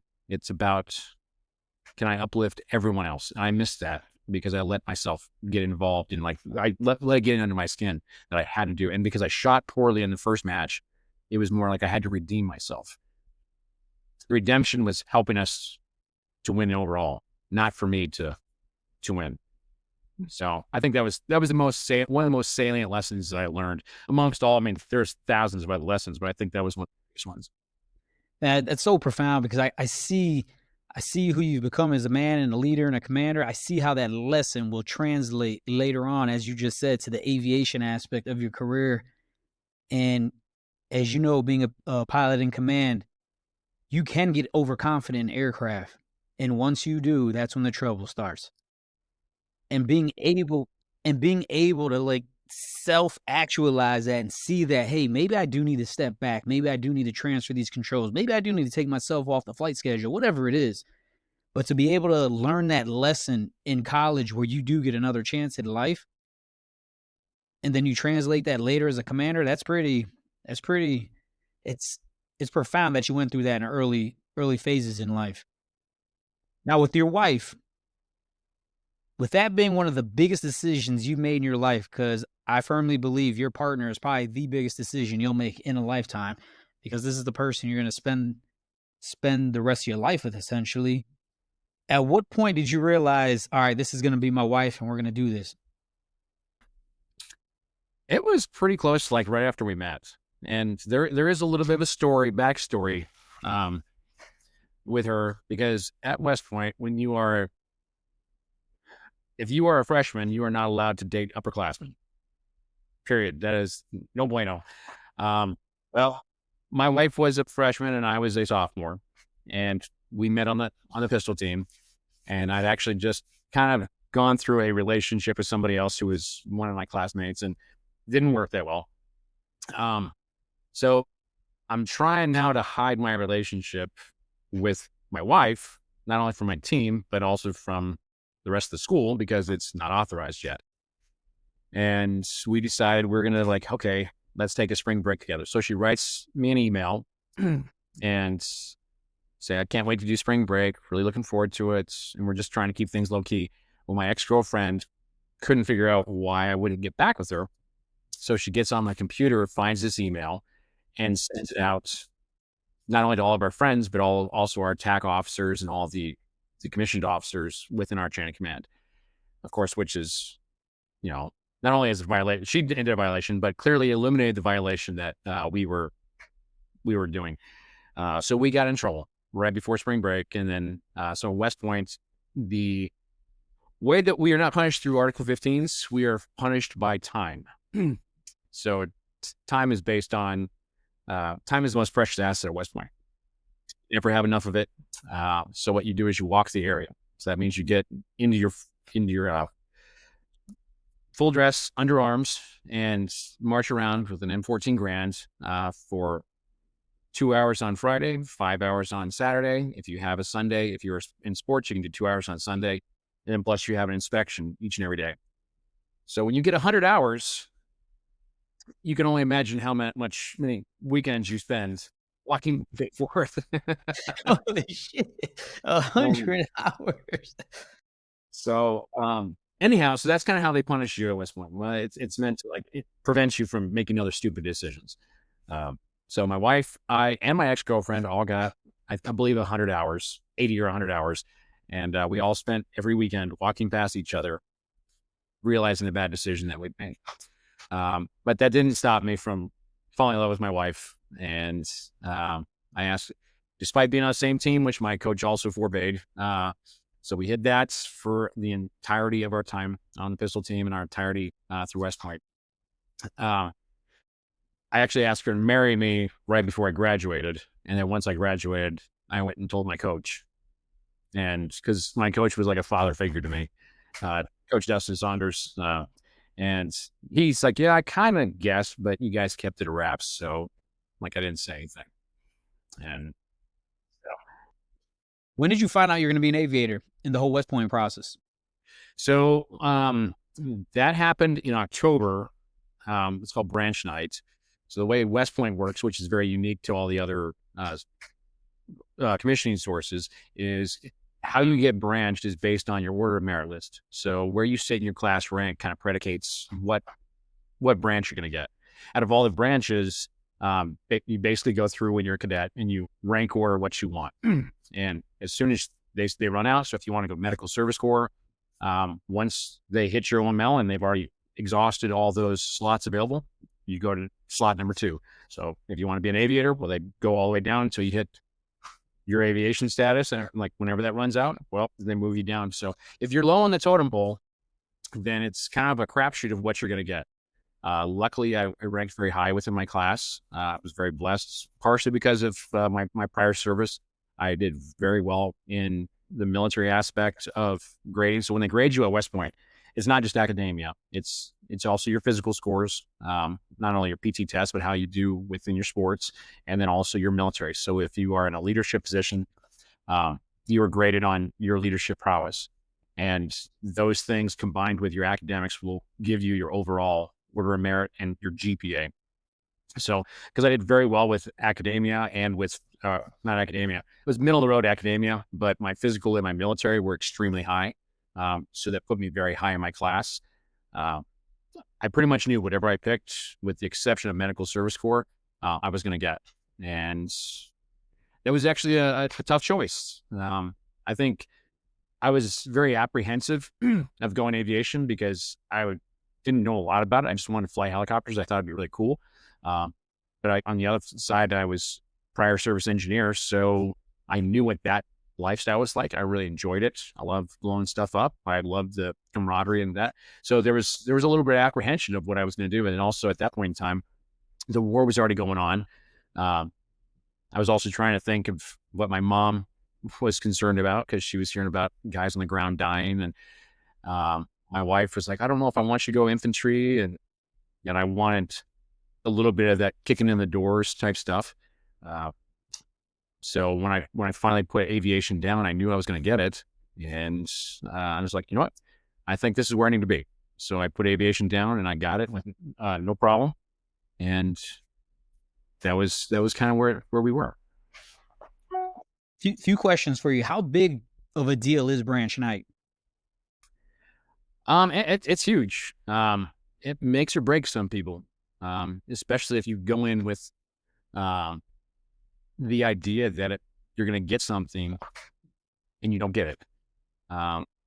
And I would say, especially for those who are at like that cusp of your OML, your order of merit list, you're right at that point. And sometimes, especially once the war started,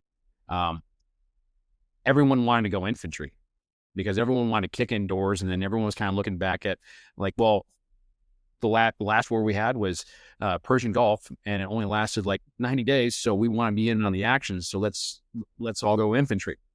So the first year that the war started, infantry actually, we ran out of slots, which is almost unheard of. Aviation wasn't as big, and so they had plenty of aviation. Well, the next year after the war went on for a couple of years, now everyone wanted to go aviation because aviation was the place to be. Infantry sucked. No one wanted to be on the ground kicking in doors anymore because the war was dragging on.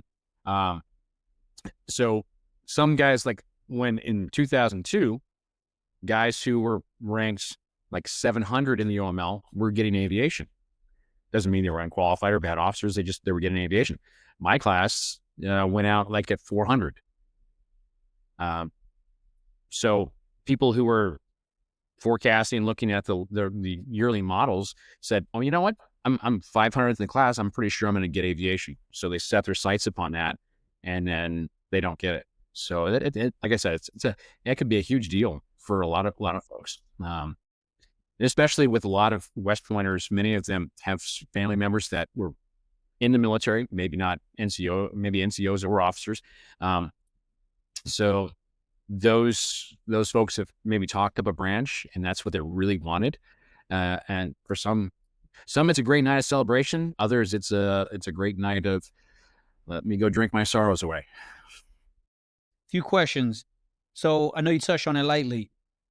The branches, they will fluctuate on which one is in the highest demand. Is that correct? So 1 year, maybe. Okay.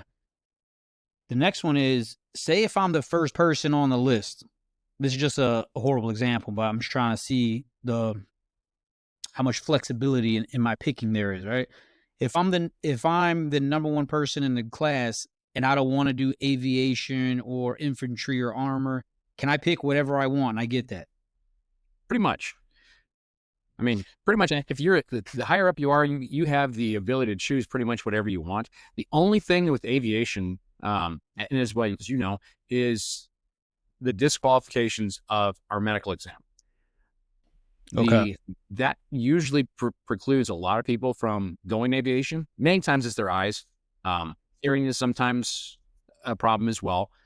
But I would say of all the people that I knew that wanted to go aviation, most of them were disqualified not because of their OML, but because of their medical exams.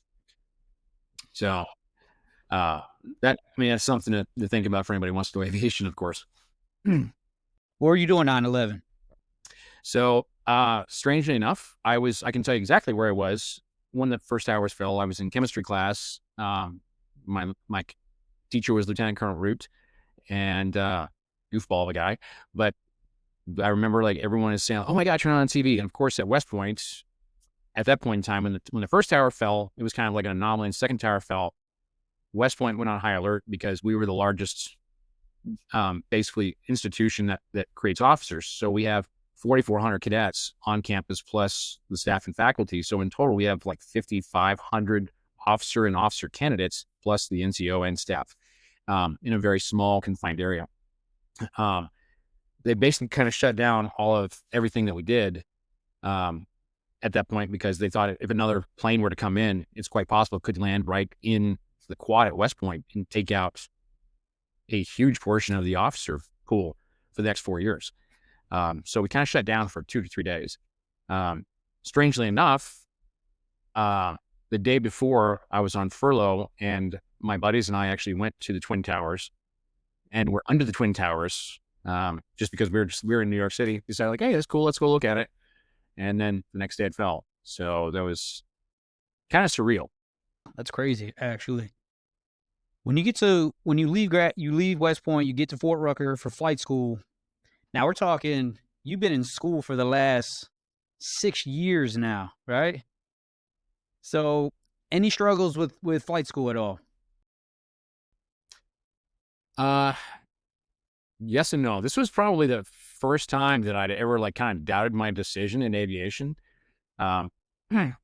So we're out there flying the Bell 206 Jet Ranger. Of course, everyone flies it. And, the first crucible event is hovering. Well, I couldn't hover worth a shit at all. And none of us can. But what made it worse is my stick buddy she was also a fellow West Pointer, a friend of mine. She had went to the north during one of her summers. She went up to North Dakota to the flight training simulator up there and had learned how to hover and fly. A valuable detail, which she decided not to tell me or our flight instructor until later on in life. When I mean later on in life, like after we all learned how to hover. So day one, she's first one in, and this is the typical routine where he's like, okay, you got the collective, you got the cyclic, like, all right, I'm gonna give you all 3 controls, and boom, rock solid hover. He's like, damn, you're good. So I'm like, oh shit, how hard can this be? Well, I kind of think how that went. not too well. And for the first 5 days, I couldn't hold a hover at all. Just couldn't get it. And she was already like moving forwards, and again, this information that she had hidden from us would have been valuable to know. So I really think that I'm like this horrible pilot. I shouldn't have chosen this path. Maybe I'm just not cut off to be this. I should have went infantry like I thought. And finally I get my hovering. Well, once I got my hovering, she's like, oh yeah, I'd already learned how to hover a year ago. So this is not a problem. So besides the hovering, what was your thoughts of flight school? Was it easy? Was it something that was hard, but glad you got through it? Yeah, I mean, I think it was definitely challenging. Every day is a new challenge. The flying, the communicating, to learn how to talk on the radio, learning every little piece of the eye, the ear, learning the charts, all that stuff. Every day is a new challenge. But I really did enjoy the challenge because there was never a time where you're like, okay, I got this. I'm just going to sit back. It was always every day, ultra focused, because there's always something new that's going to come at you. And some things are outside your control or even the instructor's control. Some days you get weather while you're up in the air. Like, as sometimes you have mechanical issues that are outside of your control, which leads back to like, check, do your 5 and 9. You got to know that stuff like back of your hand. So all those things were extremely important and just challenged you each and every day. And of course, for some reason, I was a broke aircraft magnet. It carried on through my lieutenant time as well. Like, I seemed to find every single problem with the aircraft. And it usually happened while we were in the air, which was okay because I learned a lot about the true capabilities of the aircraft and what she can and can't do. But there was always a surprise every day. And I enjoyed it, but it never allowed me to put my guard down. At what point during flight school did you find out you're going to fly Blackhawks and you're going to your first duty station? So I was the last of the Legacy Series flight school because Flight School 21 was starting to take over. So I was the very last class where they had finally said, we're stopping the Legacy. Everyone else is now Flight School 21. The problem with that is we sat in a bubble because they were trying to make all the transitions.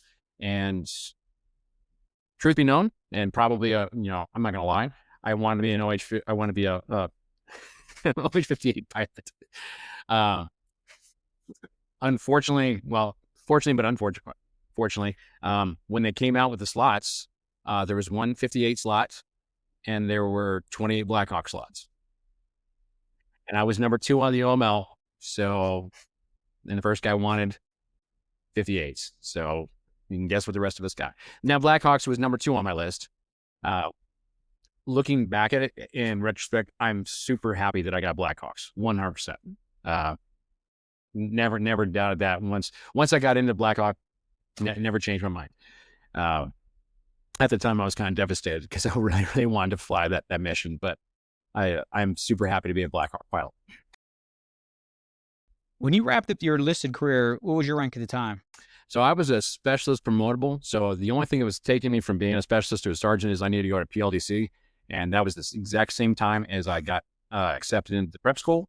So my command was like, you can go to PLDC, become an NCO, or you can go to prep school and become an officer. And I was like, well, kind of answers my question right there. So I just stayed as a specialist and went to prep school. How did you feel?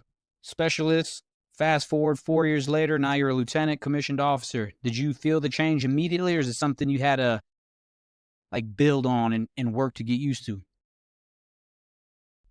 I had to build on it a little bit. West Point helped solidify and kind of break me free of that enlisted mentality a little bit. Just because you had to operate as an officer while you're at West Point. So I had that 4 years to kind of break free from that mentality. But one thing I never left was my enlisted roots. And that was, you work hard, you're part of the team. Sometimes you're going to take an ass chewing for no reason, but you're still going to have to work hard. You're going to have to sometimes do things you don't want to do. And that didn't change as an officer. You're going to have leaders over you who do the same thing. But I think some of my classmates thought that because they're an officer, they'd planned on being a platoon leader. They're going to do whatever they want, manage it however they want. Well, forget you got a company commander, battalion commander, brigade commander, and division commander. We'll all have something to say about how you're going to do operations.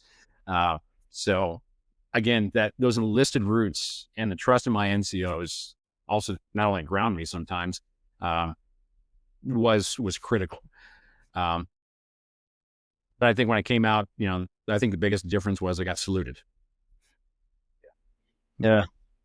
You still had to integrate yourself into the unit. You still had to work hard. You still had to gain the respect of everyone around you. Now I think it was even harder because not only do I have to gain the respect of my enlisted soldiers, being part of an aviation unit, you have to gain the respect of your warrant officers.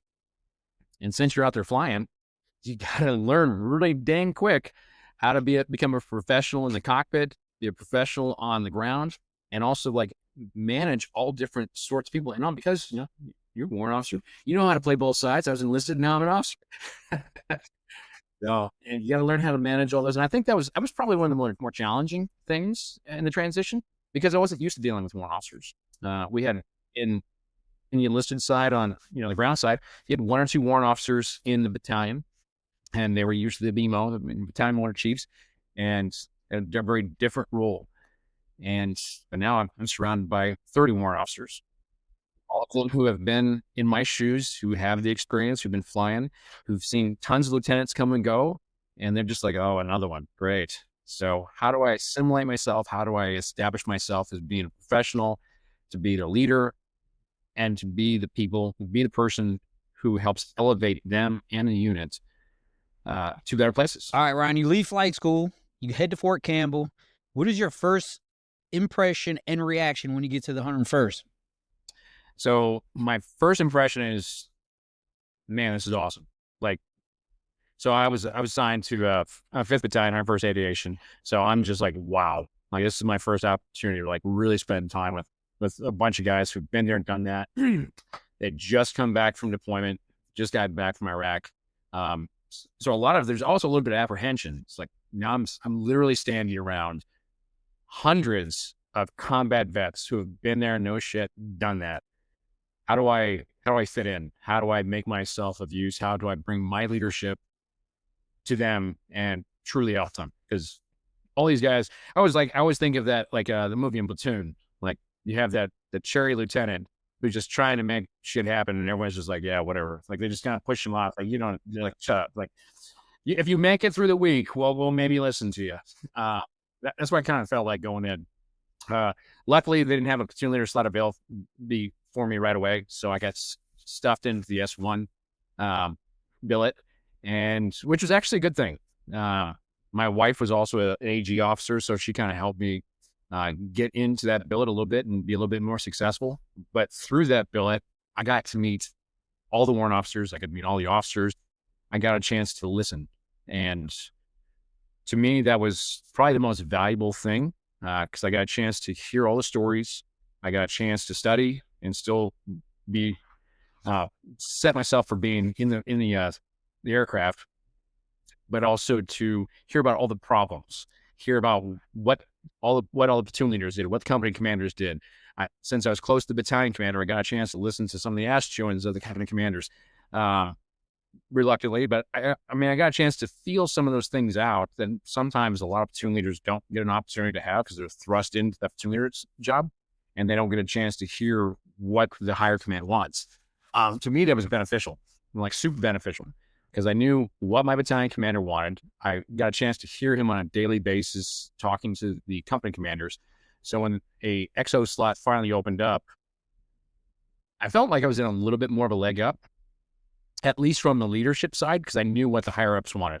My next level was, how do I assimilate myself with the warrant officers and the officers and NCOs and soldiers of the company that I was now assigned to? That was going to be the next thing. Luckily, I had some fantastic, like all my units, I've had some fantastic warrant officers, NCOs, commanders. Honestly, I think I've been very blessed throughout my entire career. I've only had one person that I consider to be a bad commander that I had to work for. And it was very short-lived. And otherwise, I've just been surrounded by great people. So I've considered myself blessed by that. But I will say my first indoctrination, when I got down to be a platoon leader, is they rushed my desk, picked me up, and duct taped me to one of the pylons in the hangar. I think I wasn't happy about it, but the way that I rolled with it kind of helped me to assimilate like this. Because you can be the asshole who's like, I can't believe you did that, but I just, they beat me up, they threw me on there, and it's part of being that family. It's like a big brother. He's gonna beat the crap out of you occasionally, and you're gonna beat the crap out of him occasionally, and you still love each other. You laugh at what you do to each other. And that's kind of what happens. So, and I think that instantly created some bonds with me and a lot of my warrant officers, my NCOs, by just being able to roll with it. But I think, going back to the original question, I was totally awestruck by just the professionalism, the amount of experience, and the professionalism of all those I encountered when I came to Fort Campbell. And then also just being a storied organization. At West Point, Band of Brothers had just come out. So that was used very heavily in a lot of our moral, ethical, and combat training vignettes going through West Point. So again, the 101st is just like, wow. Like when you walk there, it's like this, oh man, I can't wait to be part of this organization. On the flip side, like you're scared as hell because there's such a storied lineage and all these guys are coming back from combat. You're like, how do I measure up? And how do I be the leader that they need me to be? Because they've got so much experience. They've got so much there that I don't know. How can I be of value to them? And how can I make sure that they are uplifted rather than me being a hindrance? It's that lieutenant. Like, we don't need you. When did you get there? Month and year? So I got there in November of 2006. How long were you in S1? I was, I want to say 7 months, 6 months, 7 months right now. So like right around May, I headed down to my platoon.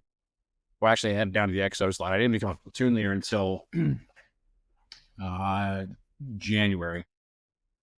What does S1 essentially do? So just personnel, working with awards, working with personnel management, moving people throughout the organizations, assigning people who are either moving in, moving out, making sure their leaves processed, making sure the awards are processed. If there's any pay issues, helping to manage the pay. Awards are probably one of the biggest things that we deal with. And then also making sure that the commander has a good picture of what is in the organization. So we have to manage. So each organization has an authorization of a certain amount of flight crew, warrant officers, commissioned officers, enlisted, and we have to manage that. Especially as we were getting ready to go for our next deployment to Afghanistan, had to manage how many flight crew we had per each company within the entire battalion, make sure that we had enough door gunners for everyone. And so we had to reach out to other battalions or other brigades actually to bring in door gunners. We had to make sure we had enough medics, we had maintainers, everything had to be managed, especially since there was such a high op tempo at that time with everyone just doing back-to-back deployments. Do we have enough to basically go forward and do a combat mission?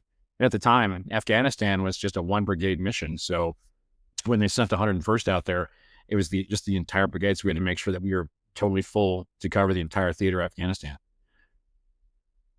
So you do S1 7 months, then you go to XO. What exactly does an XO do at a company level? So the XO at the company level, they really kind of manage just the company's day-to-day operations. They make sure that the platoon leaders have all that they need to facilitate all their training. They make sure that they have everything that they need, personnel-wise. They're kind of like the jack of all trades, but master of none. Make sure that everything is provided to them as dictated by the commander. And then I am kind of like the second in command of the commander. So if the commander tells me to do something, I kind of funnel it down to the platoon leaders to make sure that they have all the resources they need to be successful. I'm also act as a buffer for the commander. So if the commander has to go somewhere, I will fill in for his or her requirements and answer in their behalf. Hopefully I don't screw it up, which I have a few times, and I've got some ass turns there. But again, it's always a lesson learned. And that's kind of the general, like a lot of people think is the XO is the extra officer. It's the extra officer that has no recognition, really has no responsibility with any staff or crew, but is kind of really responsible for everything, so to speak, if shit were to hit the fan, and the commander's not available. So how long were you the XO for? So I was the XO for another 7 months. So you became a platoon leader right before we deployed, 2008? That's correct. That's correct. During this time, how fast did you start flying once you got to the company, or did you start flying at the battalion level? So I started flying at the battalion level. They already kind of knew I was going to go to Charlie Company. So I started flying with them a little bit, not as much as I wanted to, but again, every opportunity to fly was just awesome for me. But once I became an XO, the one nice thing about being the XO, since I didn't have as many platoon leader duties to worry about, I can fly a little bit more. I can put myself on the flight schedule a little bit more. So I put myself on as many times as I could and just got out there and started flying as often as possible and getting my ass handed to me by some warrant officers that kept on showing me like, this ain't flight school anymore, boy. Like, we're going to show you what real flying is. How soon when you get to the 101st did you realize you're going to Afghanistan? As soon as we got there, they already had deployment orders, so we knew that we were going to leave later that year. So everyone was just reset and refitting and getting ready for the next deployment. So it was not a big surprise that we were going here. I want to say March is when we deployed that year. How did you feel about being deployed?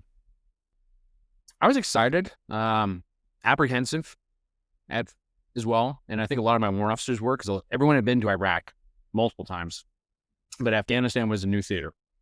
So there was a lot of lessons to be learned that everyone's trying to glean off the last units that were downrange. And at that point in time, the 82nd. So we were talking the 82nd cab a lot, just trying to figure out what's going on downrange in there. The topography was extremely different compared to Iraq. So everyone's trying to work on high altitude training versus dust landings.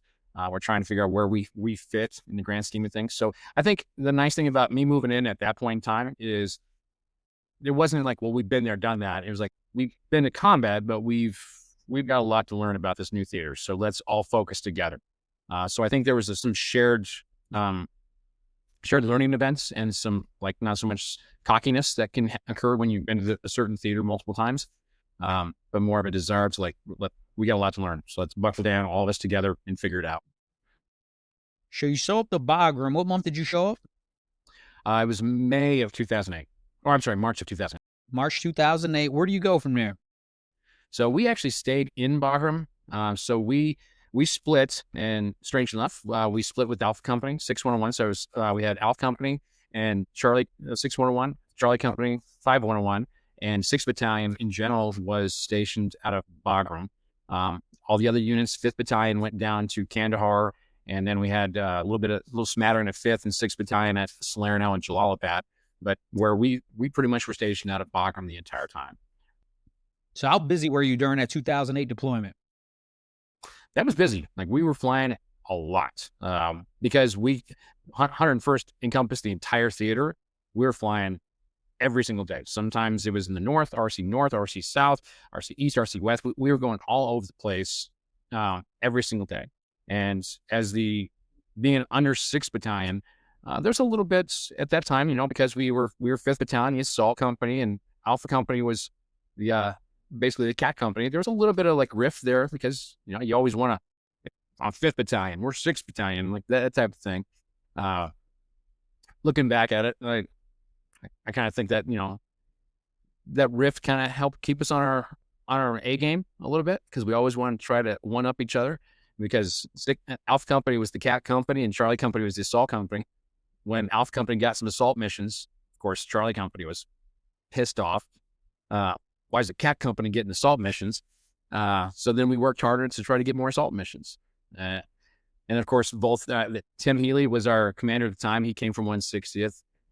So, and then we had a lot of 160th guys, Jason Fouth and Nick Nicolaou was, all those guys had a lot of experience doing assaults. So they were trying to give their folks to the assault missions. But either way, like, we became a family. I think that was the biggest thing. And in the end, we became a great family that really respected each other. We looked out for each other. It didn't matter which company we were from at that point. We truly started to see each other as, by the end of the deployment, we saw each other as more of a family who just was there to accomplish a mission.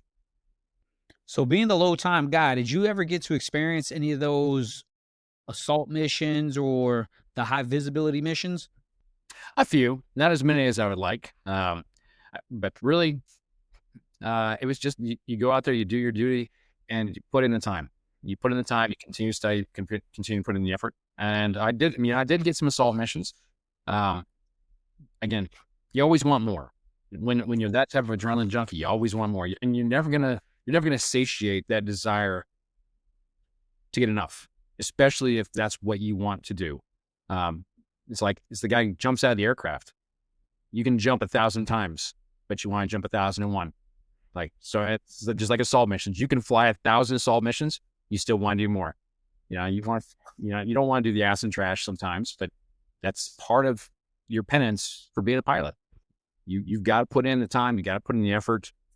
And, by doing so, you become more proficient, become more seasoned, and you learn more lessons.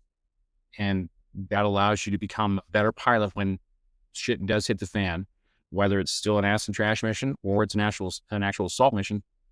It requires that expertise, and so you got to put in the. That's why I loved going on a lot of the maintenance test flights. No one wanted to be the rub bitch. Like you learned how to start up the aircraft really fast, and then you went out with the maintenance test pilots. And if you want to go out there every single day, they're going to teach you things about that aircraft that no one else knows, because you're willing to put in the time and effort to be out there. Sucks. And everyone knows it. But when you find out about those are the things that are going to save your butt when shit hits the fan. And you only know those if you spend the time doing the things that no one else is willing to do. And I kind of look at that type of, like, being the rub And for those not watching, we call that the run-up bitch. Uh, person just goes out there and starts the aircraft out and tries to do it, get ready for maintenance test flights. Sometimes you fly, sometimes you don't. But I also look at it kind of like being an Olympic athlete.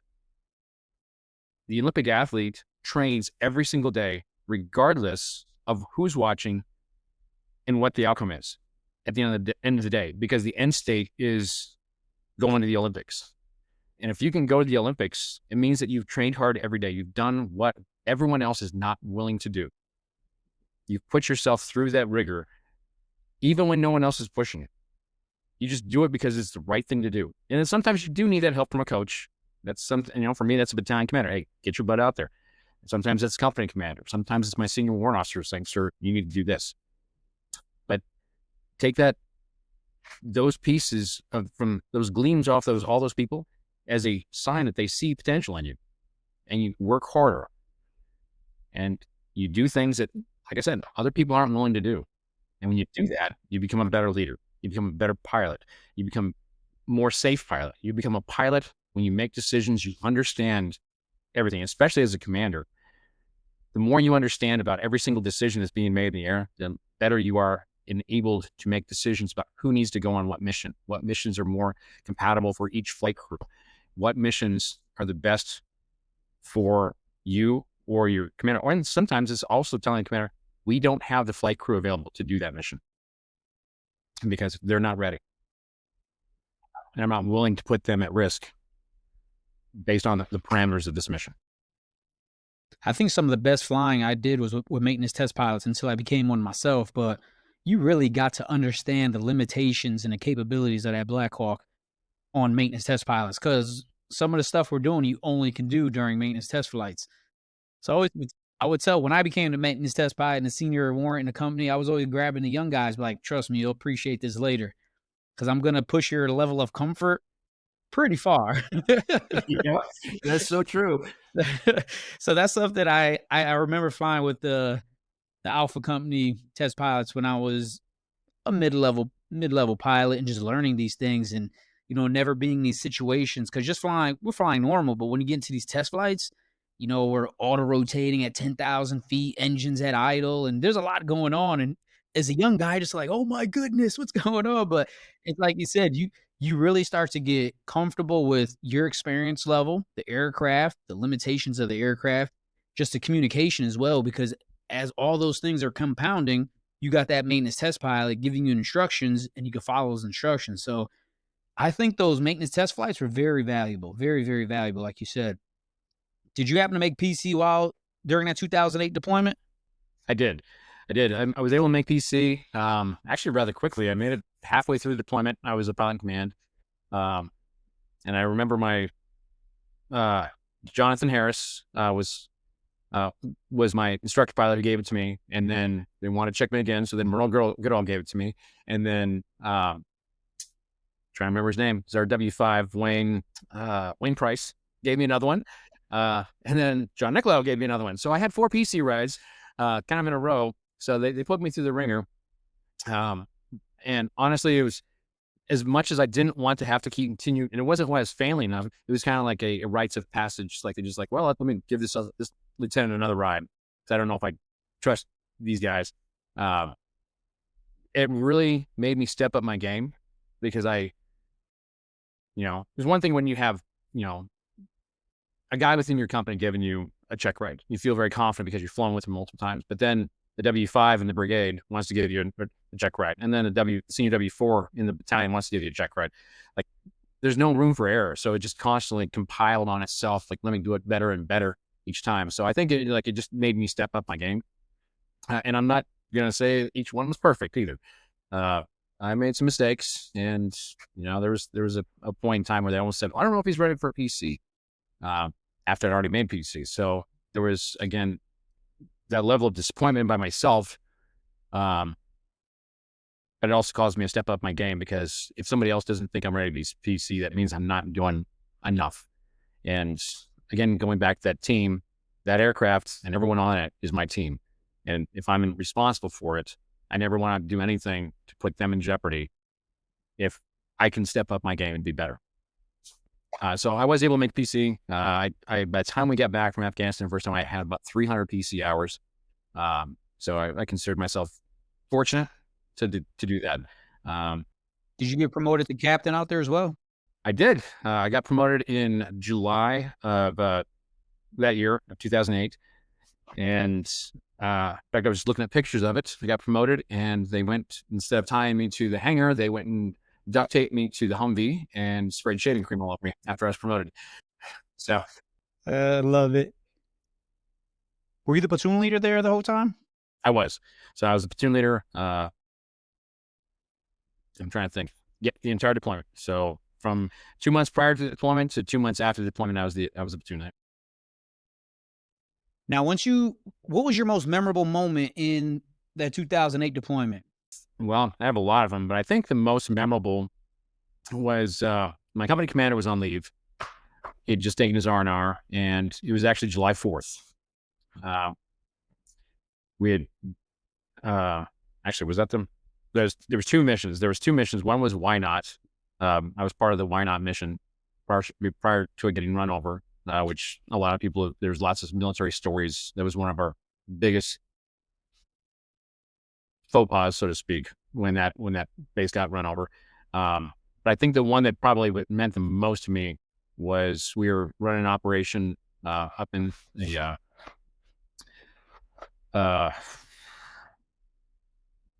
Ghazni province.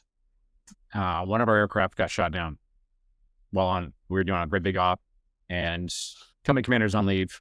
I'd watched the op get kicked off. I was good to go. I think we had like 15 aircraft up. So I was like, hey, I got a mission tomorrow. I'm going to go rack out. Let me know if there's anything. And I got the knock on the door. It's like, hey, sir, we just got an aircraft shot down. That's all I got. Of course, a million things run through my mind. Like, is everyone all right? What's the sit rep? Like, where are we sitting? But at that point, they just kind of ran away, just said, like, meet us in the talk. So I ran to the talk and got a sit rep. And like, what happened is the aircraft had sat down, took an RPG, and was able to get off the LZ, but crash landed. Trying to get a sit rep of the crew. There was nobody on board except the crew, trying to figure out all that. Managing everything that's going on in the air, talking to battalion, talking to brigade, constantly managing everything. Then finally got the notification that one of the Chinooks on site had picked up all four of our crew members. All four were alive. Some of them had shrapnel in them, but all of them were safe. I think that was probably the biggest and most fearful time I ever had. At that point in time was when they got shot down. I didn't know. I was worried for them. I was trying to figure out what was going on. Like, what are we doing? How do we manage this? So once they got on the ground, I would say as a platoon leader, because they were all on my platoon, giving them all on, embracing them as brothers and seeing that they were all right was probably the most, emotional time for me. And also just something that like, oh my God, I'm so glad you're alive. And I know that they had a lot of emotions running through their bodies, and they still couldn't, like, they still hadn't comprehended all the adrenaline that's going through them. But for me, as a stand-in commander, because I was the senior platoon leader, and acting commander at the time, that was a huge moment for me. I was kind of like I was thrust into the limelight of something that I didn't expect was going to happen. And I was just hoping that I could do everything I could to make sure that my guys got back alive. While the Chinook pilots and the guys in the cockpit were the ones who actually made sure that everything happened. To me, like everything that was going on in the talk, and like that was a pretty exhilarating situation for me, and it taught me a lot as a leader. And it taught me a lot about crisis management. It taught me a lot about managing my own emotions, managing everyone else's emotions, because as you know, once you have a fallen angel downed aircraft, everything stops. And some people become a hindrance to the organization, not because they don't have a good best interest, but because they don't know how they don't have the wherewithal to stop, gather their senses, and be part of the solution. They become part of the problem. And that's where sometimes you have to push people off. It's like, just get out. And it's hard to do, but you do have to tell people. And I did have to tell people, like, out. You're distracting me. You're distracting other people. We have to focus on one thing right here. That is getting our soldiers back, making sure that everything is good, and not creating more of a situation than we already have. So there's a lot to learn there. I could probably go on for hours about that situation, but in the interest of time. But that was a pretty crucible time for me. That was actually some of the things that kind of cast me into being able to come back and command in the 101st. A lot of people saw some attributes that were exhibited during that time frame that allowed me to come back and be a commander, that set me up for success, continued success as a platoon leader, and even after that. So I was grateful for that. I was also extremely grateful that all those soldiers came back alive. So I've been very blessed in that sense that we've never really had aside from we've had a few losses, but in that situation, no, I didn't lose anybody. Was that the first moment you realized how precious and finite life is? I think that was definitely one of the first times, because not only did we lost an aircraft, but we almost lost 4 of our crew members. Some of them all of them were extremely important to me. So I was just happy but then also the aftermath, so like dealing with them a little bit, because there was definitely PTSD for them, trying to figure out how to work with them. Because both of those pilots were pilot commands in my platoon. So now, because of this incident, I've now lost 2 pilot commands now they're dealing with PTSD, and I've lost 2 of my best crew chiefs for the moment while they recover. One of them has multiple shrapnel wounds. How do we manage the units? How do I manage bringing them back, getting on the horse and flying again? And are they really ready to do it? So the finite bit of life, I think at that point in time, wasn't so much like, once they were back, I kind of like forgot about the death piece. It was more, how do you reintegrate somebody who's just went through a near-death experience and help them become reintegrated into the crew? Because I know how I am. Like, I think all of us are this way. If we have this near-death experience, like, we're reluctant to act on something similar. Again, if we have an accident on an intersection in our hometown, every time you drive up to that intersection, your heart starts racing. It's not because something's going to happen. It's just because that's an experience that you have.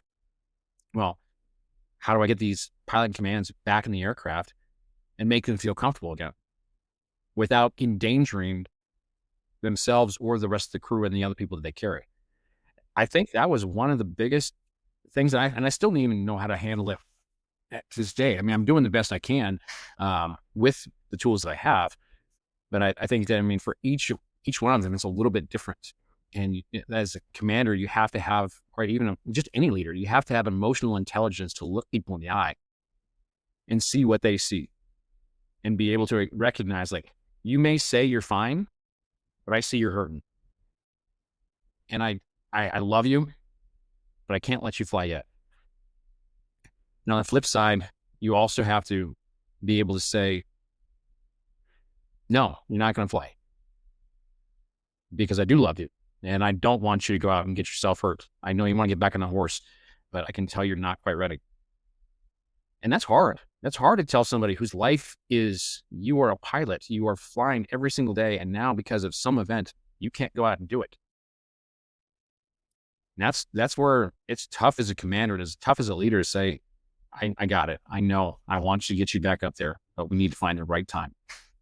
We got to find the right space for you to get out there. Get your confidence back, because it just isn't going to come back like that. As much as we want it to, it's not going. And that's that emotional intelligence, and be able to balance those different personalities when those crucible events happen is probably one of the most difficult challenges I have ever faced as a commander and as a platoon leader. And it doesn't get any easier as time goes on. I can tell you that. Like, I've had multiple issues. I've had soldiers die, and it doesn't get any easier. In fact, it gets harder. Yeah, we're going to get to that. What role did you play in the Wannot situation? So at that point in time, I was flying with Merle Goodall, and he was our W4 in Charlie Company, and we were flying around General Milley, and we'd flown up to JBAD, and at that point, Wannot was being overrun, and we were up there. It was me and Dave Jankowiak, Merle Goodall, and then a couple of our crew up there, and we did have 2 Apaches with us. and they were being overrun. And General Milley came out because at the time he was the ADO for Campbell, and said, "We need to help them. I'll just stay here." And Merle and I and Dave, we quickly did a hasty assault to get in a whole bunch of munitions and supplies there. And Wynot was this shithole of a place, like literally flying in, dropping down, like almost on rotating in at high altitude, high gross weight. And so we just did a hasty mission plan, got in there, had the 2 Apaches. So we did a 1-on-1 in Apache team went in with us and dropped in, literally slammed on the ground, pushed out 15 boxes of ammo, water, and all the supplies, and then got out and we're shooting shit as we're going out. Then the other aircraft team in did the same thing. Apaches are shooting shit up all while we're doing it. And then we came back. So it was one of those really hasty planned missions. We were hoping that everything went all right. Unfortunately, Wynot was overrun a couple of days later. And then we ended up doing a lot of body bag pickups rather than munition drops off. But, that's unfortunate. It's a product of war. So I'd like to say it was a glorious, long planned out mission. But it was a hasty. Those hasty ones that matter the most when the ground guys, our job, I convey to everybody that we as aviators, our only job is to support the ground guys. That is our number one mission. And sometimes we don't have time to plan. We just have to get them the resources they need so they could, live to continue to fight. And they just need those resources. It's very important how we get them to them. So sometimes we just don't have hours to plan. We just got to get up, make the shit happen. Absolutely. But like I said, it's just another component of war. And sometimes one thing I've learned in combat, things never go the way you planned. Never. They don't. So you just got to make sure you're ready for the shit that's going to happen when they don't go the way you planned. So you get back from Afghanistan 2009. You go before I ask you that question, what was your biggest takeaway from your first combat deployment? Learned a lot of things. We could probably talk for hours about all the things that I learned. I think that, out of everything that I had multiple emergency procedures. I probably went through them between me and one of my instructor pilots. Him and I went through every single emergency procedure in the deck, which is pretty sad. Single engine failure fixed. We even had a dual engine failure at one of them between us, and people didn't want to fly with us because we were like I said, maintenance magnets. So I learned a lot with there, but I think the biggest thing was my lesson in people. When you are away from your family for that long and you have to undergo this constant, face these constant crucible events every single day, get possibly shot at, lose your friends, lose aircraft, always be in danger, in harm's way, people change. And as a leader, you have to recognize the changes in people and roll with it. You have to be able to identify when people are struggling. You have to identify when people are doing okay. You have to be able to uplift people. Even when you're, especially as a leader, you have to be able to bring people from the pit of despair. Even when you're there yourself.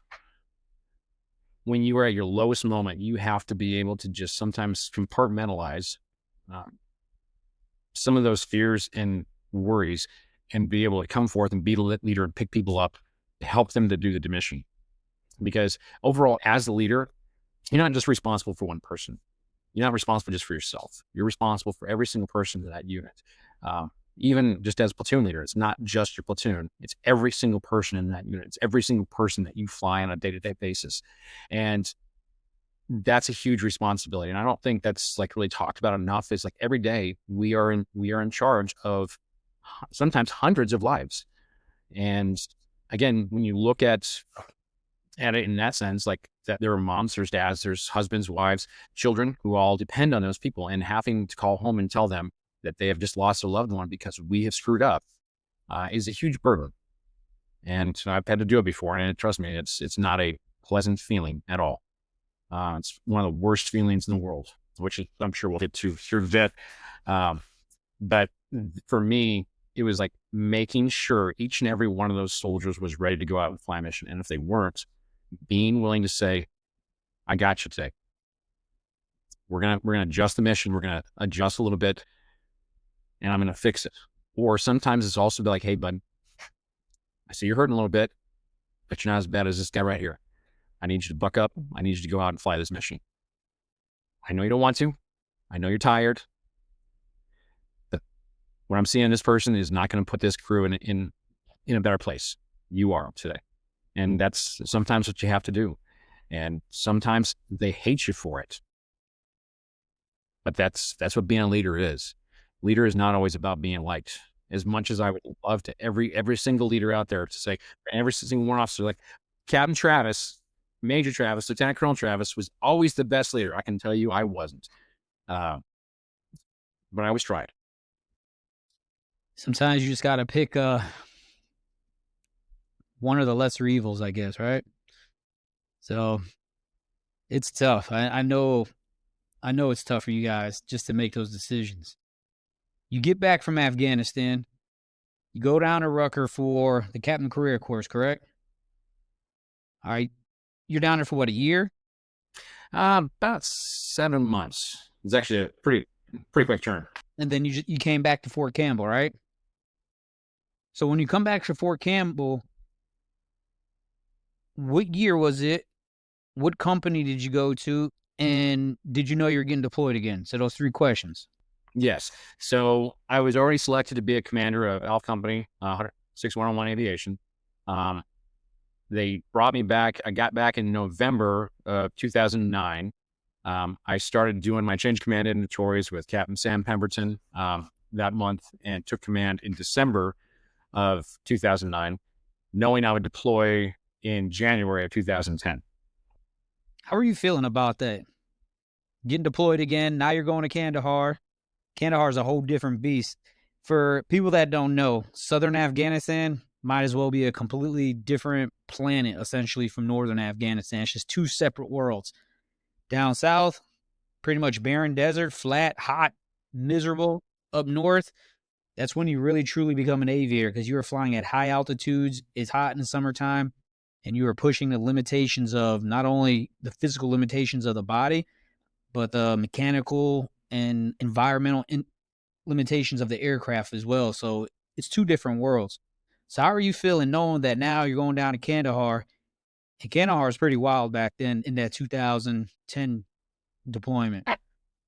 Absolutely. So, I mean, there was a level of comfort going in. Some of it was probably arrogance and cockiness because I had just left Afghanistan only 9-10 months ago. So I did feel confident that, and especially already flying at high altitudes, like you just said, that kind of tests your mettle as an aviator and flying in those type of environments. I really felt confident moving forward with my company into that, I wouldn't say lesser experience type of environment, but it was definitely an environment that probably would a little less forgiving at times. Sometimes not. I think the biggest thing that I was having difficulty with is at that point in time, because of the back-to-back deployments, the company had a huge divestment of its senior warrant officers that they all PCS'd to other locations. So had 8 aircraft in the company. The battalion said they were going to actually give me 2 from Bravo Company, 5th Battalion that was going to come over with me. The problem there was I only had 7 piloting commands in the company. I still hadn't made my piloting commands right yet, which I did very quickly. But then we were 8 aircraft, 8 piloting commands. I was one of those PCs that left. Yeah, if you were, left me hanging, man. Yeah, so like I was struggling to just make enough crews to go down range, and then they were adding extra aircraft to my group, and without giving me extra PCs. Eventually, what they saw is like the best thing to do was just to keep the extra 2 aircraft with Bravo Company, and we just kept our 8 aircraft. But that didn't stop our flight, the flights that we had to do. I think that was one of the tougher things to acknowledge, because as a commander, I still have commander's duties. But when you're one of the 8 pilot commands for an 8 ship company, you got to be out there flying every day. And I think I flew almost 650 hours that tour. or 700. I got to look back on it. I flew a lot. That is a lot. And not only was my ass sore, but my body was sore. My mind was sore just because like I had so many things to take care of. And you can't stop being a commander. You can't stop being a pilot in command. You gotta give it 100% every day on all fronts. And it took its toll on me. I'm not gonna lie. Being a commander downrange with that few PCs at first was tough. We made some more PCs as we went on, but I was tired. How did you prioritize your daily duties? Because like you said, as a commander, you have a shit ton of things to do. And now you have to be a pilot in command flying every day. Did you even sleep? I did. Nice thing is like I always looked over the flight schedule, and what I tried to do is if I knew I had if we had a really robust schedule throughout the week where there's lots of flights, I would try to pick 1 or 2 flights within the week that were short. It's like 3-hour flights where I could come back, recage, redo my duties as a commander, and set everything else up for success. I was also very blessed because I had Jack Dingus. I was phenomenal first sergeant. He took care of so many things for me. Also, like as we deployed, and I want to make sure I mention this, is I had Jamie Halsick as my first sergeant right before we deployed. And I will tell you, I love that man. I love them all. They're phenomenal human beings, and I don't talk to them enough. But they have a special place in my heart. And if they ever called me at any time, I would be there. And I can tell you that. Jamie just worked nonstop to make sure we were set up for success in deployment. And once we got downrange, Jack was there every single day, making shit happen and just being my right hand man. So he covered down a lot of stuff for me. But getting back, we take care of everything. And then aside from that, I also got to mention my platoon leaders. I had some phenomenal platoon leaders, Aaron Foley and Jeff Godfrey. Jeff also became a commander. He actually succeeded me as a commander. And then I had Ken Dower. I mean, I was really blessed with some phenomenal leaders throughout the organization. And they really were my lifeline to keep the company running. I'd like to say it was my leadership. It probably wasn't. It was really them each and every day and just kept things going. I just helped provide a little bit of direction, a little bit of motivation here and there, but they were really the ones at the wheel, and they kept that company running miraculously. So I'm extremely thankful for all their leadership. And the platoon sergeants, like I had Linda Carter and Travis Eicher, who became one of my first sergeants. Without them, we wouldn't have been as successful as we were. So I love them all. How did you keep everything in check? You being a commander, I think we warrant officers, I'm going to say this for warrant officers, lower enlisted, we don't sometimes understand the pressures that the commanders may be dealing with and the first sergeants, because realistically, you're trying to lead your own company. You're trying to make sure you create a certain environment and vision to get everybody to buy in.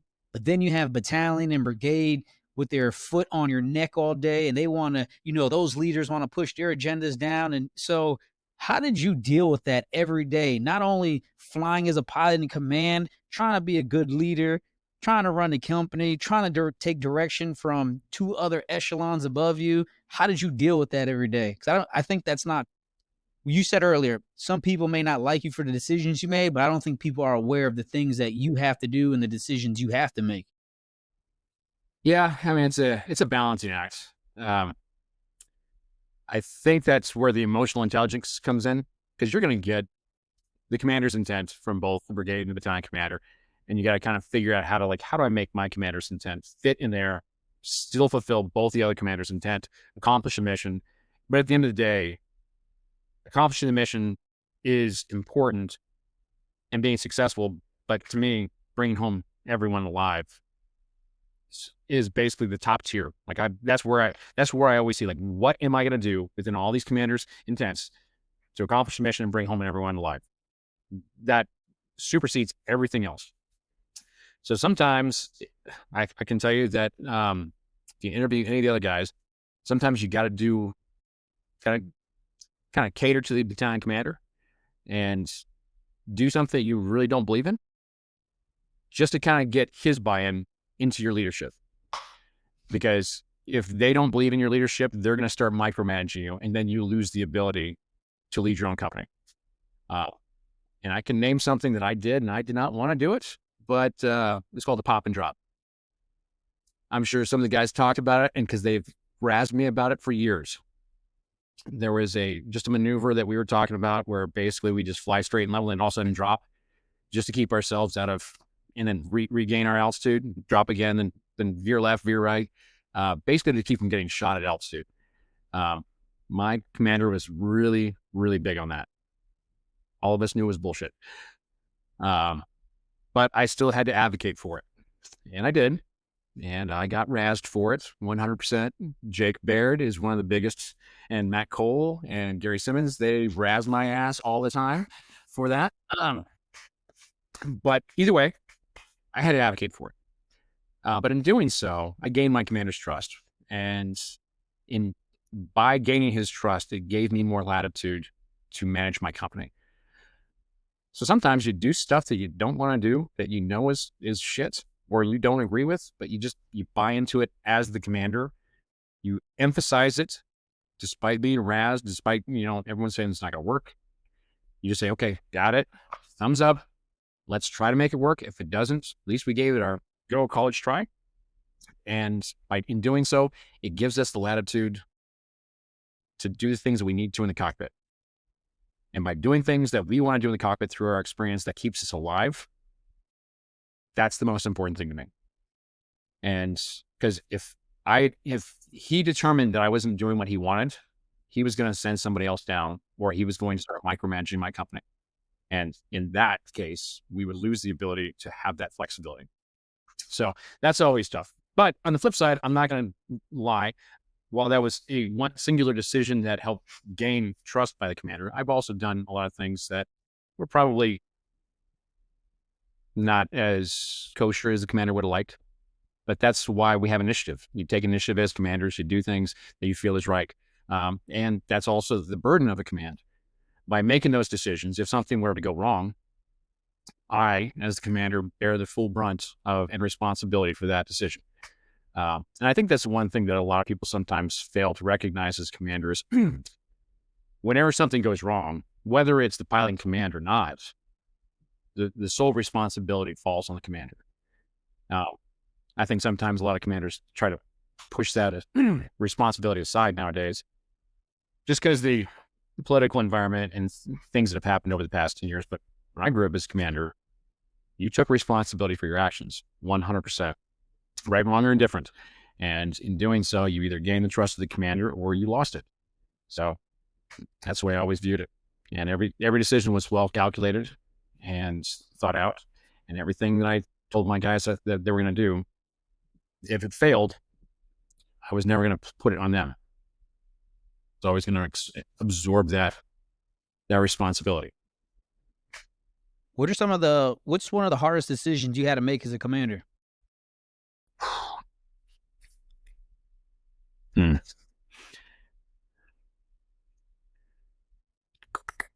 There's a lot of hard decisions. I think one was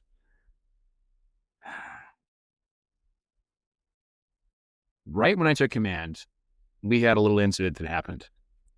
And remember when we talked about integrity being one of my core values, when I was commander, I pulled everyone in and said, don't lie to me. Well, I'd been in command for about 2.5 weeks, and we'd sent some guys up to HATS, which is the High Altitude Training Center in Colorado. And a warrant officer had asked me, hey, we're flying up. Do you mind if I stop at my parents' place? And I said, no. It's like, you can come to a high hover, but you cannot land an aircraft at your parents' place. Whether he listened to me or whether he decided to take matters into his own hands, either way, there was definitely a miscommunication. And in that flight, I was on leave. He decided with the crew to go land at his parents' house with the Black Hawk without authorization. When I found out about it, there was a lot of consternation about what had happened. First of all, it was a violation of regs. It was a violation of my trust because I told him not to do it. And and we were also getting ready for deployment.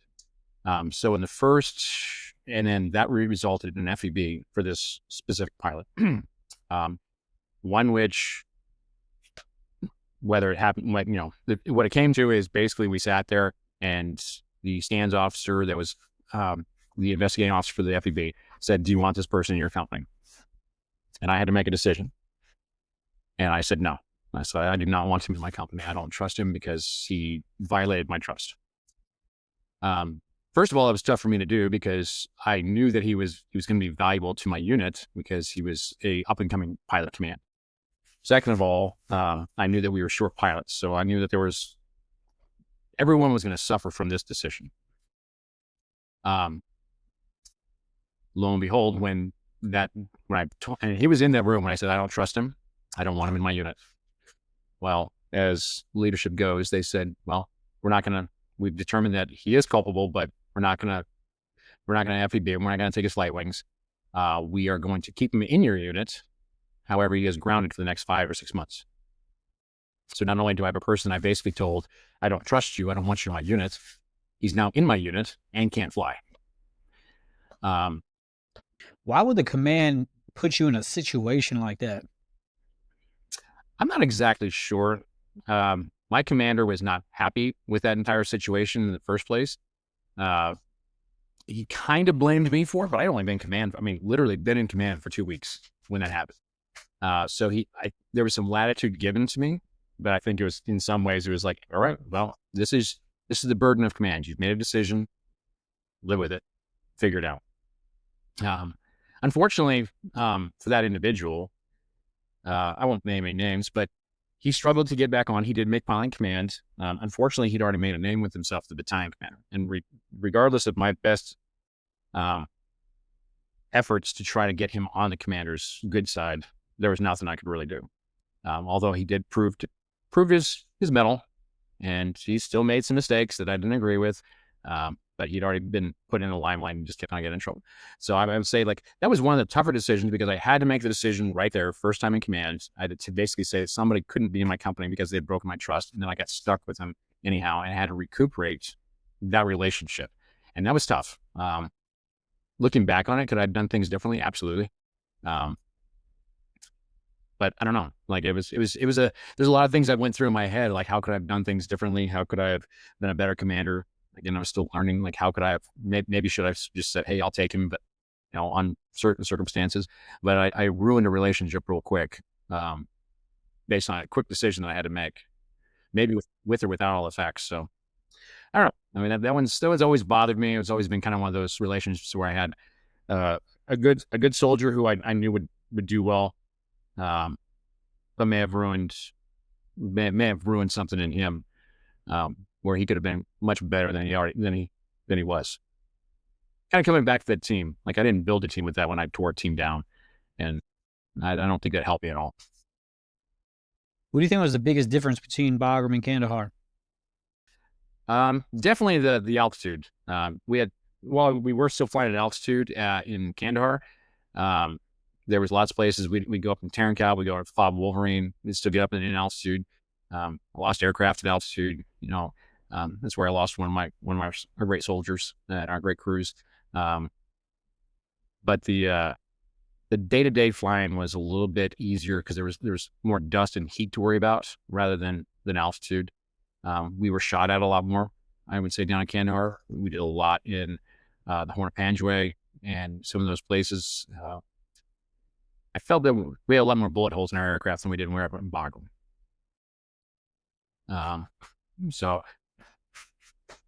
And I think that we, on a more regular basis, Kandahar was rocketed on a regular basis. So there was we were losing people, or just there was a lot more, you really truly felt like you were in combat a lot more. Whereas Bagram, you wouldn't get shot at on a regular basis until you were out flying a mission. Here you were getting shot at every day. We're getting aircraft damage on the ramp that got mortared throughout the middle of the night. We also had Detachment 1, we called it Detachment 101, which was a combined effort from Alpha Company and Bravo Company, 5101, where we took some of our best piloting commands, and this was a little bit later on in the deployment, and made our own little kind of almost like a special operations detachment. So we kind of siphoned off a couple of our aircraft to do missions with the SEALs, and Green Berets, the soft forces, kind of some of the things that the 160th wouldn't, or just wasn't within their mission set. So we were doing that on a regular basis. So I don't know. lot of things going through my mind right now. Haven't thought about some of this in a while. What was your most memorable moment? Kandahar. Wasn't a good one, unfortunately. Most memorable and probably the one that sticks with me the most is the day that we lost Aussie 517, and we lost Dave Powell, who was, one of our beloved crew chiefs. Or I'm sorry, Josh Powell. I don't know why I said Dave's his dad. I see him all the time. That morning after we lost that aircraft, and the rest of the crew was mostly Bravo 501, standing in front of the entire company, have to bring him in and tell them we had lost an entire crew. That was tough. That was by far the toughest thing I've ever had to do as a commander, as a leader, was bring them all in and explain to them what had happened. And what was even tougher is to tell them we still got to fly missions tomorrow. Yeah. And regardless of how much it hurts, we had to soldier up. We had things to do. And then we had, of course, we had the ramp ceremony, which was difficult. And then we also had the our final ceremony for him, which was even harder to do. And there's no there's nothing like no burden a commander carries more than having to tell his soldiers that one of ours is dead, and then having to carry that burden forward. Also thinking like, what could I have done differently? Is there anything I could have done differently? And I know that there's also soldiers out there on a day-to-day basis, but as a commander, and I'm not discounting any of the soldiers' feelings at all. As a commander, like, you feel personally responsible for every single thing that happens, every death that happens, every aircraft that crashes, every decision that happens, whether it's the pilot in command or whether it's yours directly. You always think about what can I have done differently. And there were more than just those lives lost that night. One of my good friends and platoon sergeants, David Preeter, great friend, was supposed to be on that mission that night. And Josh jumped on and said, "No, I got it." And unfortunately, because of that loss, Dave could never handle the survivor skills that followed that. It kind of went in a downhill spiral after we came back. Eventually, the pain of that was too much for him, and he decided to remove himself from this world, unfortunately, which is one of the things that I continue to advocate for, is just like mental health. We all struggle. We all have skeletons in the closet. We all have things that just like really tear at us. Don't be out there alone. We all love each other. We all can help each other. The things that we see in combat, the things that we've seen together, they're tough to explain to the civilians that we work with. It's tough to explain to our family members sometimes, but we can't let that take away from the most precious thing that God gave us, and that's our life. And if we ever feel that, and I hope anybody listening to this, if you ever feel that there's no place you can go, call us. We'll talk. There's no reason to ever think that there's no way out. No matter how bad life takes you, where it takes you, we're here. We're going to be here, and we'll always be here for you. Don't make that decision that takes you away from us. I agree 100%. I went to a Preet's funeral. Josh was my friend, so I get it. I really do. How did you as a commander, because I asked Jack this on his episode, and how did you as a commander like deal with that? Because I never had to do it. I was a casualty notification officer, but thank God that I never had to knock on anybody's door. But as a commander, how did you deal with that? Because I only could imagine. Like, I could never be in your shoes, and honestly, I thank God that I didn't have to do that because I know that's a painful thing. But how did you deal with that, and how did you process and keep it together? Because you essentially have to still lead your whole company even after something so tragic. Yeah, I think the biggest thing was compartmentalizing. I had to put that aside and look at what's important. Like at that point in time, I couldn't do anything for Josh. As much as I wanted to, it pained me. And I'm not going to tell you, man, tell anybody that I didn't cry. There was one point where I got back, excuse me, I got back to my office right after this happened, and it was actually a very, very tough day. I'd actually just had to go through all Josh's gear and all the rest of their gear, which was tough.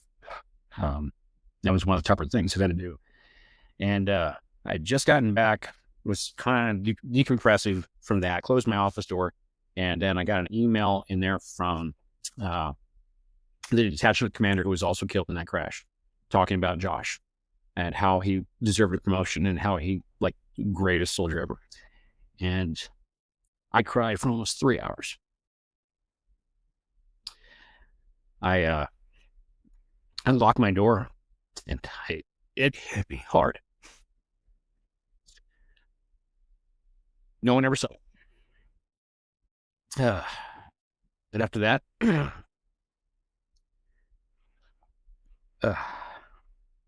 sorry.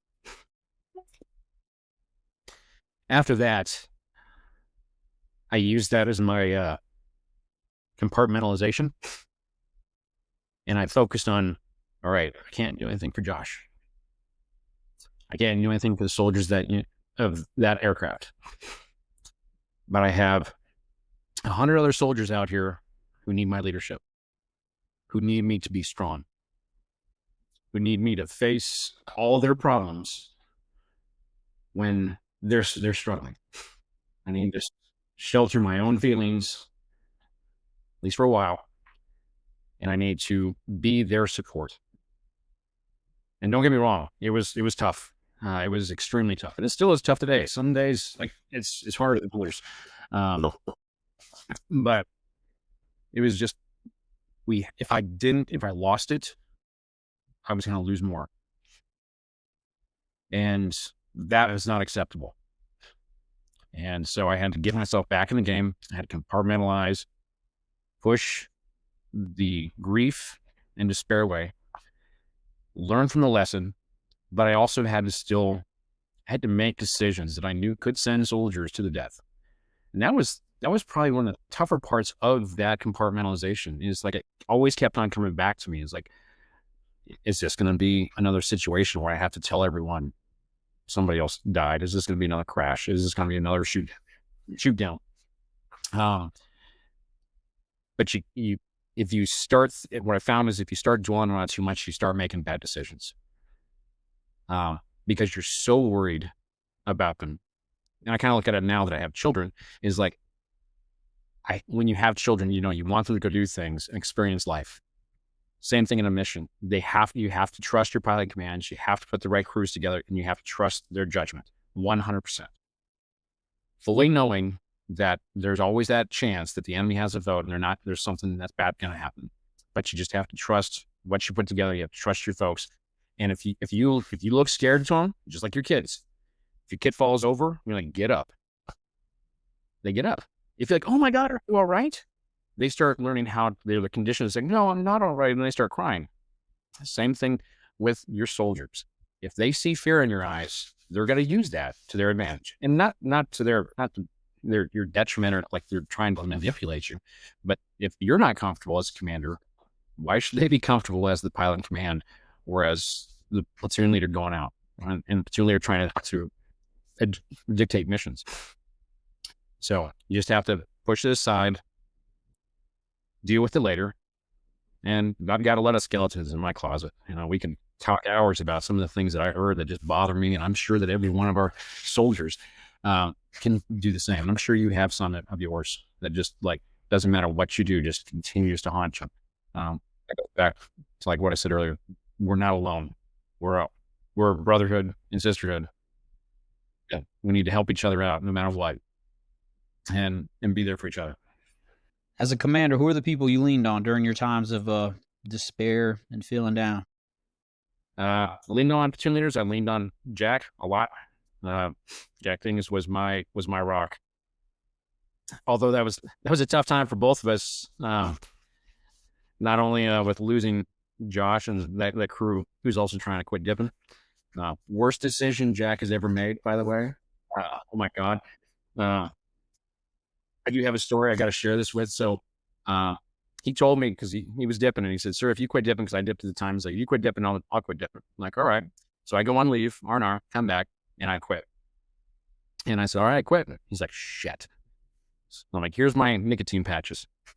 So he starts putting the nicotine patch on, and then he starts smoking a few cigarettes. I'm like, what's going on? He's like, I'm not getting enough. Then he starts smoking cigarettes, dipping, and nicotine patch. And he became the grouchiest son of a bitch ever. I'm like, just stop. Just go back to dip. he just gave it up and went back to dip, and we were back on track because he was just grumpy, and everyone's like, "What's going on up top?" Like, He was already Jack's one of my good friends. He's already naturally grumpy, but now you add that into the mix.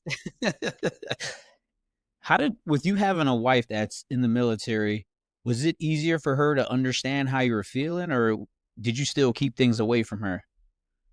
still kept things away from her. Also, I guess one of the other things that kind of put it outside my head because I don't even think about it. So she was actually deployed with me. So she was actually the S1 for 5th Battalion that was up in Fort Wolverine. So one night, somebody ran into my office or ran into my room and said, "Sir, you need to get up. Your wife's on a medevac." I'm like, "For what?" I was like, "We don't know." I was like, "How do we not know? We own the medevac." And which concerned me that they knew, but they didn't want to tell me. So I sprint down to the talk. I'm like, "Where's my wife?" And they said, "We just dropped her off at the hospital." So again, now I'm like 90 million things running through my mind. Like, just like, how bad is she hurt? What's going on? So I sprint down to the hospital. I get down there, and luckily she actually just stepped in a hole while working with a bomb dog and tore all the tendons in the top of her foot. But either way, in that hour and 20-minute span, there's nothing that can compare with believing that your wife has just gotten injured in combat. But even there's also like lots of memories and things that I hold in that I don't tell her. Like, I was scared shitless. Like, what happened to my wife? Is she dead? Is she gonna die? Like, what's gonna happen? And then also as a commander, is like there's lots of things run through my mind going through there. So yes, I've told my wife some things, but I still compartmentalize a lot of it. I try to push a lot of those things aside because those things do bother me. I mean, it's scared the living shit out of me that I may never see my wife again. And there's not a lot of people who can actually say, and I'm not trying to like tell people this, like, I'm so much better because I've got this experience. It's a horrible experience thinking that your wife may have just been blown up or been killed in some sort of combat incident. There's not a lot of people who've been in that position. And I don't want any other people to be in that position because it's a horrible feeling. And it kind of goes along with being a commander when you hear you have a soldier hurt or you have a whole soldier dead. It's a horrible, horrible feeling. But again, it comes back to like, you got to compartmentalize and be the leader that your soldiers need you to be. And I think that's one of the biggest burdens that people don't see on a daily basis, especially a combat commander, is you still have to be a leader. You can't stop being a leader. Even when it hurts, it's the worst thing ever. It's the best thing ever because it keeps you focused. But on the other side, it's the worst thing ever because it makes you compartmentalize some of your emotions. And sometimes that comes back and haunts you. So yeah, it's tough. Now that you're retired, what have you done to help with the compartmentalizing? Because I'm speaking from experience. It does eventually come bite you in the ass. because you only can hold it in for so long, And then when you're removed from the environment and the people and, you are by yourself, those things just start, like you said earlier, eating away at you.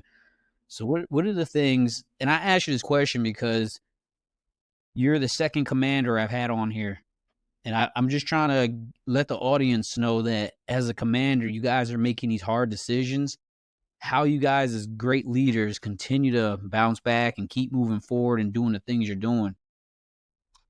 I think the biggest thing is so I did take a little bit for me. So once I retired, you're right, a lot of those feelings started coming up, partially because I was going 900 miles an hour as a commander, as a brigade XO, moving my way forward through the ranks. I never had time to think about it. And then plus I was with people that understood. So you talked about it frequently. So it never really like surfaced. When you do retire and those people go away, what I found for me after they surfaced and I had trouble dealing with them is just getting back out there and talking about it. And finding a way to connect with the civilian population.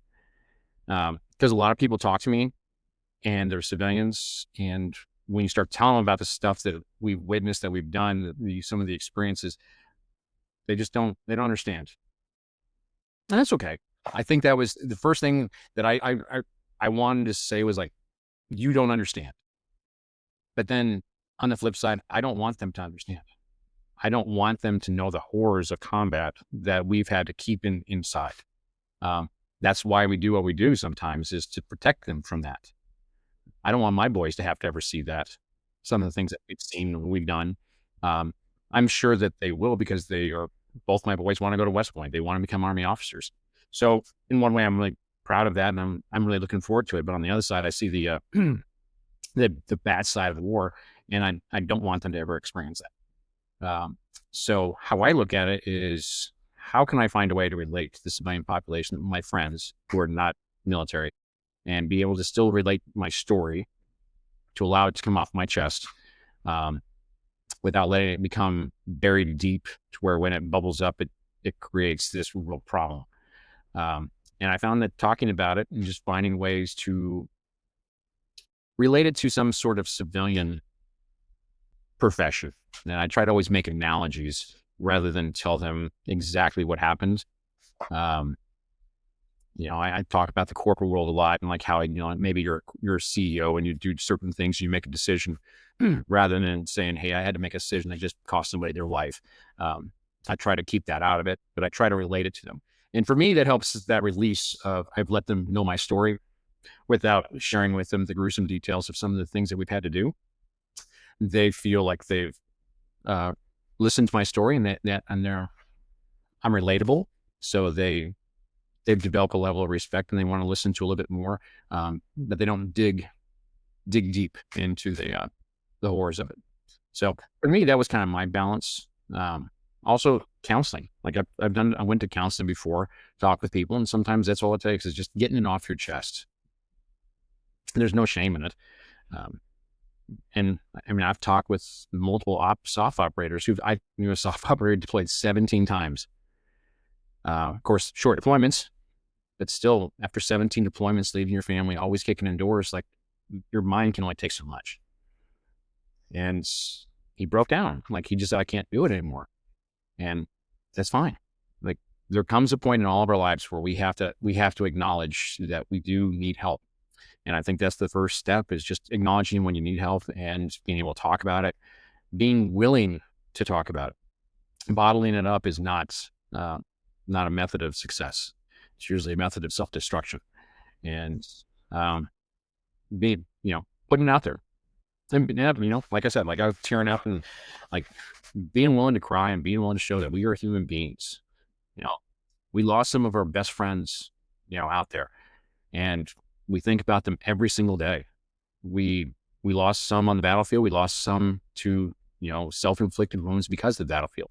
And, best thing we can do is to honor their sacrifice by continuing to be strong and not allow ourselves to fall into the trap of, there's nobody out there.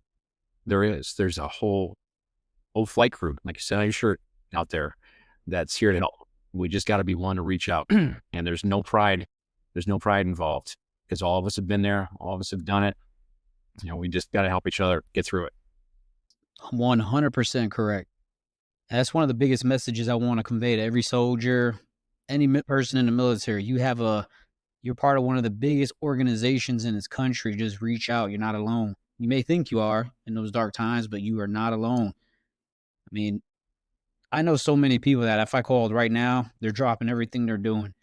And just having that's something special to have. I mean, I don't think a lot of people understand the gravity of that we we as soldiers, we're a resource to one another. We need to keep that in mind as we move along and through life. Was Kandahar your last deployment? Kandahar was my last combat deployment. So I deployed to Korea. I also deployed to Qatar. I was in Qatar when Afghanistan was doing a withdrawal. So there's I would say it was a full combat deployment, but we were doing combat ops from Qatar. But actually flying in a combat zone, that was my last deployment. That being your last deployment, what's your biggest takeaway from that? I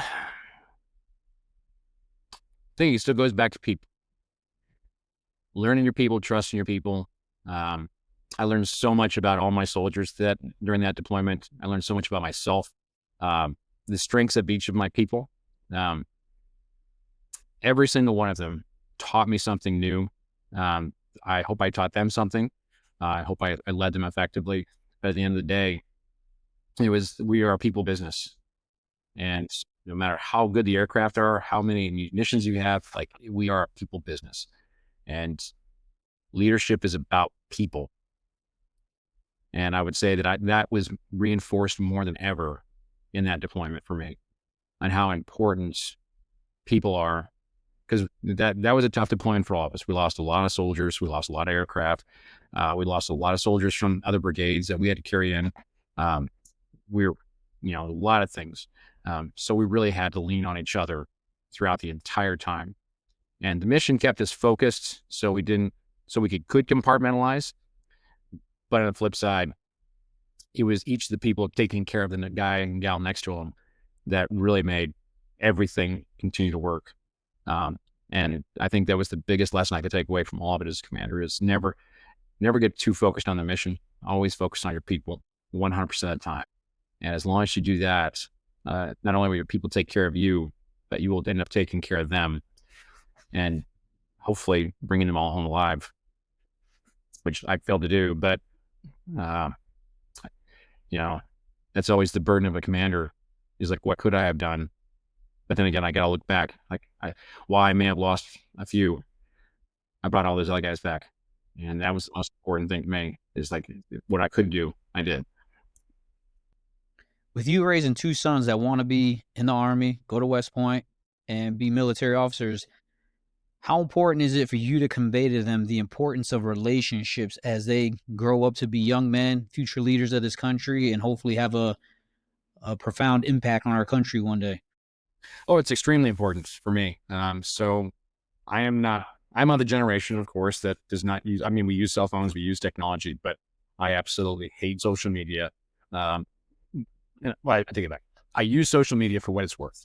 I don't get self-absorbed into it, and I'm not a big video game fan. So like with my boys, they don't have a phone, they don't have video games, they don't have an iPad.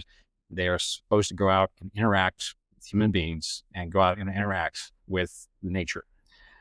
So that's my focus on them. So you can learn all those other things when the time comes, but right now, go out and interact with human beings, because that's the greatest lesson you can ever learn. There's nothing on that phone that you can't learn later in life. But what you cannot learn is how to interact with people. You can't interact with nature if you're sitting on your phone. You can't learn about anything if that's all you're doing is looking at a screen, which is funny because we're doing a podcast. But anyhow, It's different though, but I agree with you 100%. I raise my little one the same way. I keep her screen time to a minimum, and human interaction and the way she interacts with people and commands a room one day. So you get back from Kandahar. How soon do you leave Fort Campbell, and were you ready to leave? Actually, I was in command for another 14 months. So I actually had a 27-month command, which is pretty long for a commander. So we got back from Kandahar. We kind of reset all of our aircraft and then getting ready to deploy for another tour. Had a change of battalion commanders. This was actually kind of one of the more difficult times that I had as a commander. Not emotionally, but as learning how to deal with people. So I just come from the pinnacle of being a commander in combat, where we developed a brotherhood and sisterhood. Everyone loves each other. Everyone's connected to each other. We've been through all these crucibles together. We are all at the top of our game in the aviation profession. Commanding, I know everyone. Like, I know everything about everyone. They know everything about me. And then we have this huge turnover of personnel. Kind of look at it as an NFL team that's just went to the Super Bowl, won the Super Bowl, and then decides to give half of their star players away. And then you have to go to the draft. So you're just kind of hopefully getting the right people. The problem is, as a commander, and then again, this was a learning lesson for me, was I had to remember that we just brought in these new people. So they're assimilating into their unit. They're trying to find their way. They're not on the top of their game. They may be great pilots, but they're not on top of their game. Yeah, that was tough for me because I'd already built the unit up and now I'm back down here. Well, when you're already up here, like, how do you rebuild? And that was a good lesson for me. And I made several mistakes. I pushed guys pretty hard in some of the training events, and my stands officer at the time, Matt Hull, even pulled me aside a couple times and said, like, "Sir, you're pushing guys pretty hard." And that was a lesson I didn't take lightly. Because of combat, I wanted to push them hard because I knew they're going to go right back into it. And I didn't want them to be in the situation that we were in the last deployment. And I kind of forgot where I came from for a little bit. Matt kind of regrounded me. Jake Baird kind of regrounded me and just said, "Hey, you're being an asshole." Gary Simmons, Matt Cole, hey, sorry, you're being an asshole. You're pushing guys a little too hard. Unfortunately, at the time, I didn't see it as pushing them hard. I saw it as saving their lives. But in retrospect, I wasn't building the unit that I needed to. So some of my last months in command were probably not my best. But life is about lessons in retrospect. What I learned from those opportunities, I gained for my future commands and future opportunities, which really did set me up for some great successes. Yeah. Well, I mean, just for you to admit that says a lot about who you are as an individual. So you didn't go on the 12-13 deployment with us. I did not. I was asked to. I was actually given the opportunity to go back and be attack officer at West Point. But I was asked to be a commander for one of the other companies, and I had to decline because I was given that opportunity to go back and teach, which was a great opportunity for me. And that was also a time for me to kind of reset because it was back-to-back deployments plus the career course. And for my wife and I, we had basically, because of our back-to-back deployments in the career course, we've been married at that point for 4 years and only spent literally combined 4 months together. So yeah, you guys need a little time together. Yeah. Yeah. Good reset time. So what is that process? You leave Campbell, where do you go next? And then is it straight to be attack officer, or how does that work? So what we did is the academy, when they send you to be attack officer, you go do a year master program at Columbia University. So that was a great year of reset, just going right back into academics. We just had our first son at that point. So it was a great time to actually spend and be a father and spend time together, reconnecting. And then after that year was over, we went back to the academy and became TAC officers. And then we spent 3 years there being TAC officers. You and your wife were TAC officers? Yep. So she was a company TAC officer and I was a company TAC officer 1 year. Then I became a battalion TAC officer, and then I became the regimental XO for 1st Regiment while I was there, which was a great experience. A lot of cadets to mentor, a lot of opportunities to just be out there with cadets and future officers and help show them different ways forward. Hopefully, I learned a lot also there because, leadership in the cockpit is sometimes different than leadership on the ground. So how did you feel seeing not your life, but your military career come in full circle? You were raised and groomed at West Point. You go out to the field, 2 combat deployments, you come back, and now you have so much experience to teach these young cadets. How did that feel when you and your wife showed up? For us, it was just a nice break and it was a relief, but it was an opportunity to when I was a cadet, there was always these TAC officers and instructors, senior NCOs that I really looked up to, because they provide mentorship. They provided a lot of guidance, and kind of a way forward. And I just hope that I could find a few cadets, as many as possible, to where I could provide that mentorship as well, help guide them through their path in life, to set them up for success.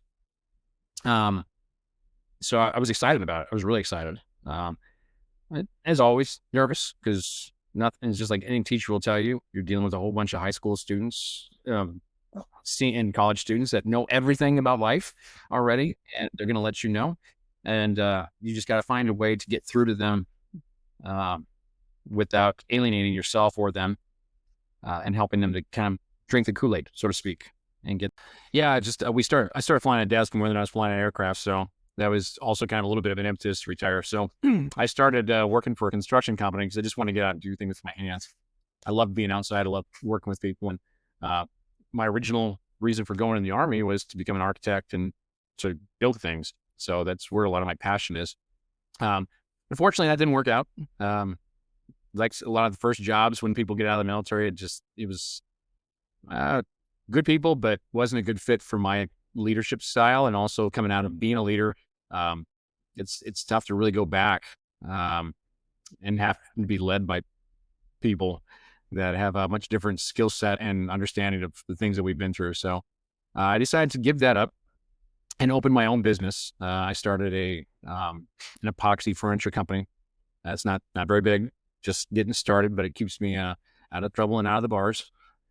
But yeah, I build custom furniture, tables, doors, charcuterie boards, things like that. It's spent a lot of time in my wood shop, playing with tools and just staying busy. Also provides me the flexibility to spend time with my boys, which has actually been a huge blessing. When I got with my first company, when I got out, I was actually working more than it was when I was in the military. And part of the reason we're getting out was to spend time with family. And so now that I have the flexibility, I'm utilizing every bit of it. Taking a trip to Montana this year with my boys, took them to Costa Rica earlier this year. I want them to experience life, to be comfortable with travel, to see everything, and just have fun being outside. So that's a gift that was given to me, those two boys and their moms. So I'm going to make sure that I spoil the heck out of them, but also teach them about life. That's good. I'm pretty much doing the same thing you're doing.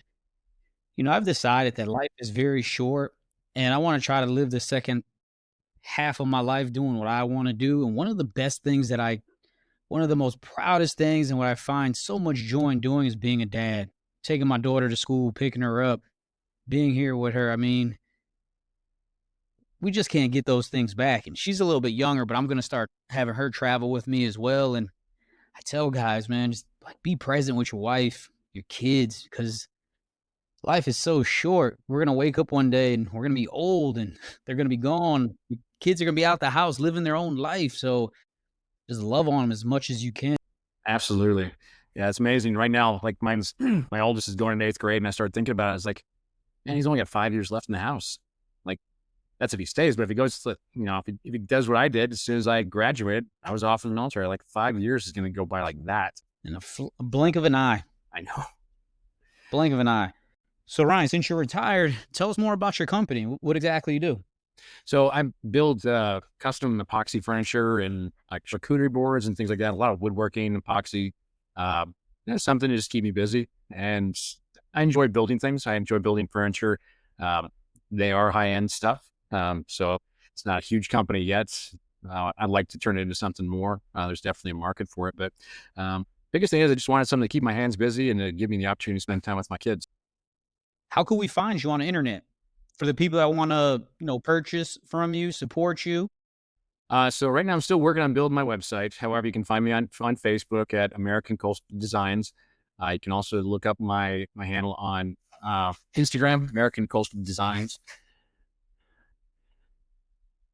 And also just look me up in general on Facebook, and then it has a link to my website. Hopefully I can get a website up and running here soon. My goal this year is to get a full website up and running, and to also I got a YouTube channel that I plan on getting kicked off here soon. I've got about 8 months worth of video that I need to edit and start making into videos for those. I just want to make sure I have a repository of things to put on there. So if I do decide to take a vacation with my kids, I can still keep posting videos every week. So more of a strategic plan of action at this point in time, but we'll see. And I'm happy that you're doing what you want to do. I mean, you sacrificed a lot in those 22 years. What was one of the happiest moments in your military career or in life? Well, in life, definitely the birth of my children. That was the birth of my children, marriage with my wife. Those are some of the happiest times of my life. In the military, man, there are just so many. I really can't find one that's better than the next. I mean, becoming a commander was an incredible feeling. Becoming a brigade XO was an incredible feeling. Really, it was because the soldiers and that were around me and the leaders around me saw potential in me to see them fit to me to lead them and to be their commander and to be their executive officer and all those things. It was the greatest honor for me. But I think, every day was such a great day for me. I mean, of course, there's always bad days that we compartmentalize, but being around soldiers every single day, I mean, I just uplifted me every single day. There was always something good to glean off every day. There was always something new to be learned. There was always a new person, new soldier to meet. There was always some way to be humbled as a leader. Trust me, I got humbled a lot. But it was, there was nothing that was really, I mean, there's a ton that stand out, and I don't want to, belittle any of the other great memories out there by saying like this one was better than the next, because they were all great, and I wouldn't trade any of them. It's kind of a cop-out answer, I know. What key lessons or takeaways do you hope the listeners will gain from your story?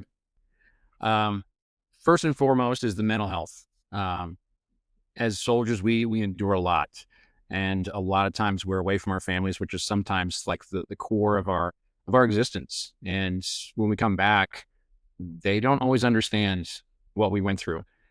So we compartmentalize it, and then we just make things worse, and we lose the core of our family because we're afraid to talk about it. There's, like we've said a couple times before, there's always somebody out there. There's always a person available. Don't hesitate to reach out.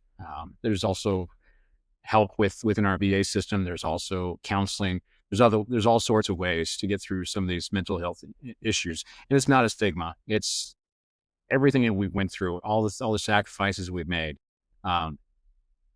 It takes a toll on our lives, and we have to be able to acknowledge that. And the only way that we can grow and move forward is to acknowledge that and find a way to cope with those things. And many times that will take counseling. That'll also take talking about it, even though it hurts. And because we don't need any more, we've already lost enough. And we want our other brothers and sisters to do something that removes them from this world by their own hand sooner than they need to be. Life's already short as it is. Let's live life to our fullest to make sure that we can get through some of these issues and live the best life that we can. Always living the best. So that's definitely one of my big takeaways for this. Another thing is love what you're doing. Why I haven't said it directly, I wouldn't have traded a single moment of my career for anything else. I love every one of my soldiers, and every single thing that I did was always a new adventure. And look at life like that, regardless of whether you go in the military, whether you stay civilian, it doesn't really matter. Live life like an adventure and never stop living it like an adventure. It's always a new adventure each and every day, and love it, learn from it, become better for it, love more because of it. And just keep on striving for better, bigger and better things. And I think the last thing is, I really haven't mentioned it, but my faith. My faith is always something that I've called on God multiple times to give me strength. And as a commander, the commander is the one person who doesn't have a lot of friends to lean on because he's got to be the rock of the unit. So sometimes calling on a higher power to give you strength. Well, not sometimes, all the time, to give you that strength. And for me, sometimes I didn't want to, but I did anyhow. And I called on God, and like, he was always there, always there to give me strength. And that allowed me to compartmentalize and continue to lead. May not always been right, but I'm sure that he has planned for me. Well said. What legacy do you want to leave behind for your friends or your family? For me, it isn't necessarily remembering me, but developing a culture and a desire to love, to lead, and to have a desire to take care of, to be a patriot, to love your country. I think that is something that's been kind of lost in recent years. And it always ebbs and flows. We can look throughout the course of our history. There's always been people who we don't think are patriots, but I think as a soldier, it's not about the president. It's not about, the political environment. It's about love for country. And we do live in the greatest country in the world. And if there's anything else, it's just like love your country, love your countrymen, and take care of your country and have faith in family and put those the closest to your heart. And if I can instill that in my kids and I can instill that in anybody else around me, I will gladly do so. Because I think those are important fabric of our entire nation. And then the more that's supported, the more that work towards it, the better we are as a nation and as individuals. What's one thing you would tell your younger self? There's a lot of things.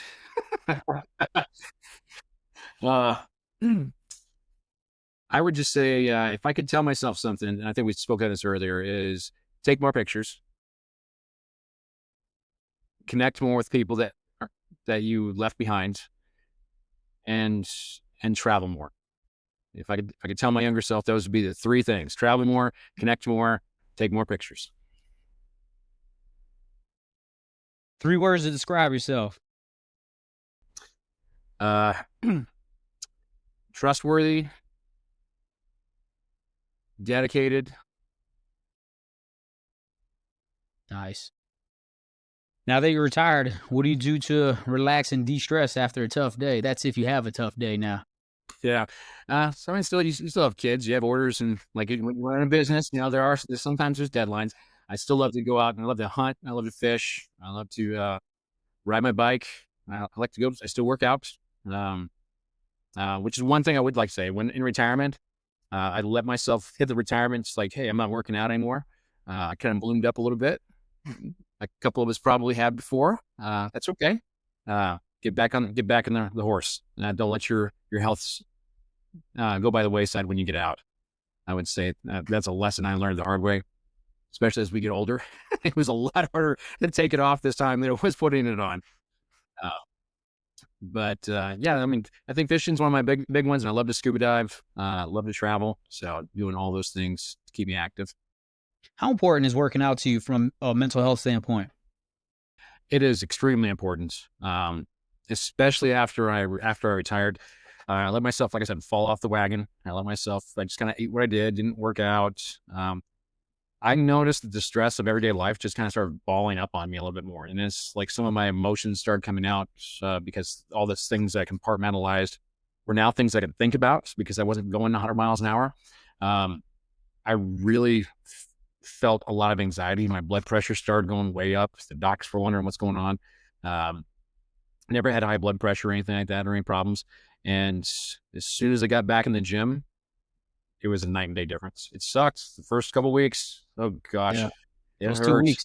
But you got to get past those first 2 weeks. Exactly. But once I got back there, it's like I don't miss it. Like every day I'm in the gym, even if I can't make it there, I hit my Peloton and I'm doing something because I just got to get that extra energy out of me, and it makes me feel so much better. If I don't, my wife even says like, "Did you work out today?" Like, you're really cranky. It's like, sorry, no, I didn't. So it's evident, and she knows it. I know it, and it's now part of my DNA. And when I let that go, I was, it was kind of one of those things. Kind of sometimes you let the army go, you kind of want to leave some things behind you because you think it's going to help you to cope with the loss a little bit more. Actually, it was the worst decision I made because it didn't help me to cope with the loss or just like the exiting of the military. It made things 10 times worse. So now that I do it every day, feel great. Lost most of the weight. Still got a few pounds to lose, but Looking good, man. You when you looking hit your good. 40s, it's kind of hard to lose some of it. Oh, Now it's 50. I told people when you hit your 40s, I don't know what happens, but it's like your body hits that brick wall and it is hard to lose weight. It is. So you just might Absolutely. as well just not maintain, but just do a little bit every day. You'll gradually lose the weight, but it'll a little bit goes a lot when you hit the 40s. Amen. Amen. Any final thoughts? Well, I know I didn't get a chance to talk about I have so many stories, and I know I mentioned some names during this podcast, but I just really wanted to say, like, to all my soldiers that I've been with, I love every one of them. And like I said, the mental health piece, or even if it's not mental health piece, just give me a call if you want to talk. I would always love to talk to you, especially now that I'm retired. I will always make time for you, no matter what. I love each and every one of you. And I really appreciate the opportunity to talk about this. This was a great experience. I really appreciate you reaching out. It's been fun. It brings back a lot of memories, and just going through all the everything and kind of thinking about every single thing. I mean, like I said, we could talk for days, and I probably would never run out of things to say. So if I didn't mention anybody, it wasn't because I don't love you. It's just running out of time. But I definitely appreciate this opportunity. And I appreciate you. I really, really appreciate you. I enjoyed these last 4 hours. I got to know a lot about you. I didn't know much about you before the podcast, but these last 4 hours, like I said, it's been an honor getting to hear your story, you sharing it. And I'm taken back by just the amount of experience and all the great things you've done in the Army and how you continue to lead. But man, I'm so happy for you. Continue to, like we talked about, do exactly what you want to do. You did a lot of the hard stuff on the front end of your life. Now just relax. I'm proud of you that you do work out every day. You do have your own business. Your business will, wherever you want your business to go, speak life into it, pray over it, and it will happen. It may take some time, but just keep doing it.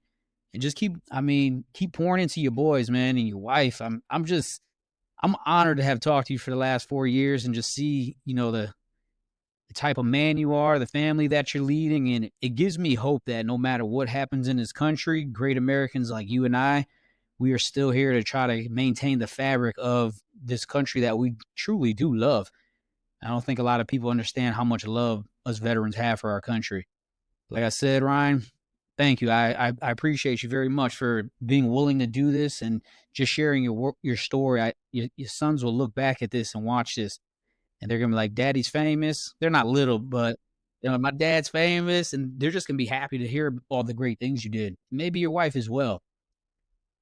But as I tell everybody, if you ever in Nashville, if you ever need anything from me, please let me know. Same thing applies to you. I realized being a business owner for over 6 years, how lonely it does get at the top. It is a lonely place. So once again, you're an entrepreneur now. If you need help, it doesn't matter what it is. You just need, bounce business ideas off me. Hey, Jason, how would you do this? Or whatever you need, website. I know where you're at. Don't do it alone. Reach out. If I can't help you, I'll find somebody to help you. And I think those things are important. But once again, thank you. If you ever have any issues, call me. Like I said. And I really appreciate you for this, all right? I appreciate you, man. It's truly been an honor and a pleasure. And we know we shoot a lot of the same dirt, and we know a lot of the same people. And again, we're a family. And like you see, like right behind me, one of the most precious things in my entire office is this company command flag. And it has definitely been an honor to command all soldiers and just be part of a great lineage of soldiers who have done great things. And I'm very proud of that, and proud of you for you taking the lead and coming up with this podcast. Is pretty awesome. I really look forward to hearing how it comes out. And like you said, if anybody needs anything, just reach out to me. I'm more than happy to help out any way I can. And in closing, stay bold, stay fearless.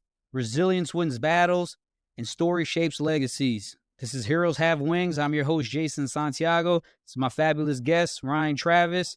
Please continue to share, subscribe, and keep spreading the word for Heroes Have Wings, because we have so many stories that the world needs to be told about. And if you're that veteran or somebody that's on the wall about sharing your story, do it for the people you love. And then ask all the other guests that have been on the show. It is very, very therapeutic. It just takes a lot off your shoulders. So I appreciate everybody out there. Ryan, I appreciate you as well. Continue to tune in, and we'll see you guys on the next episode.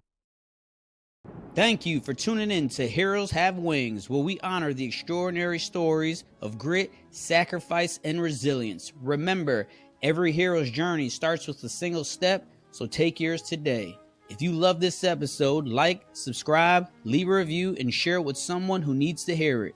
Until next time, keep pushing limits, breaking barriers, and living your truth.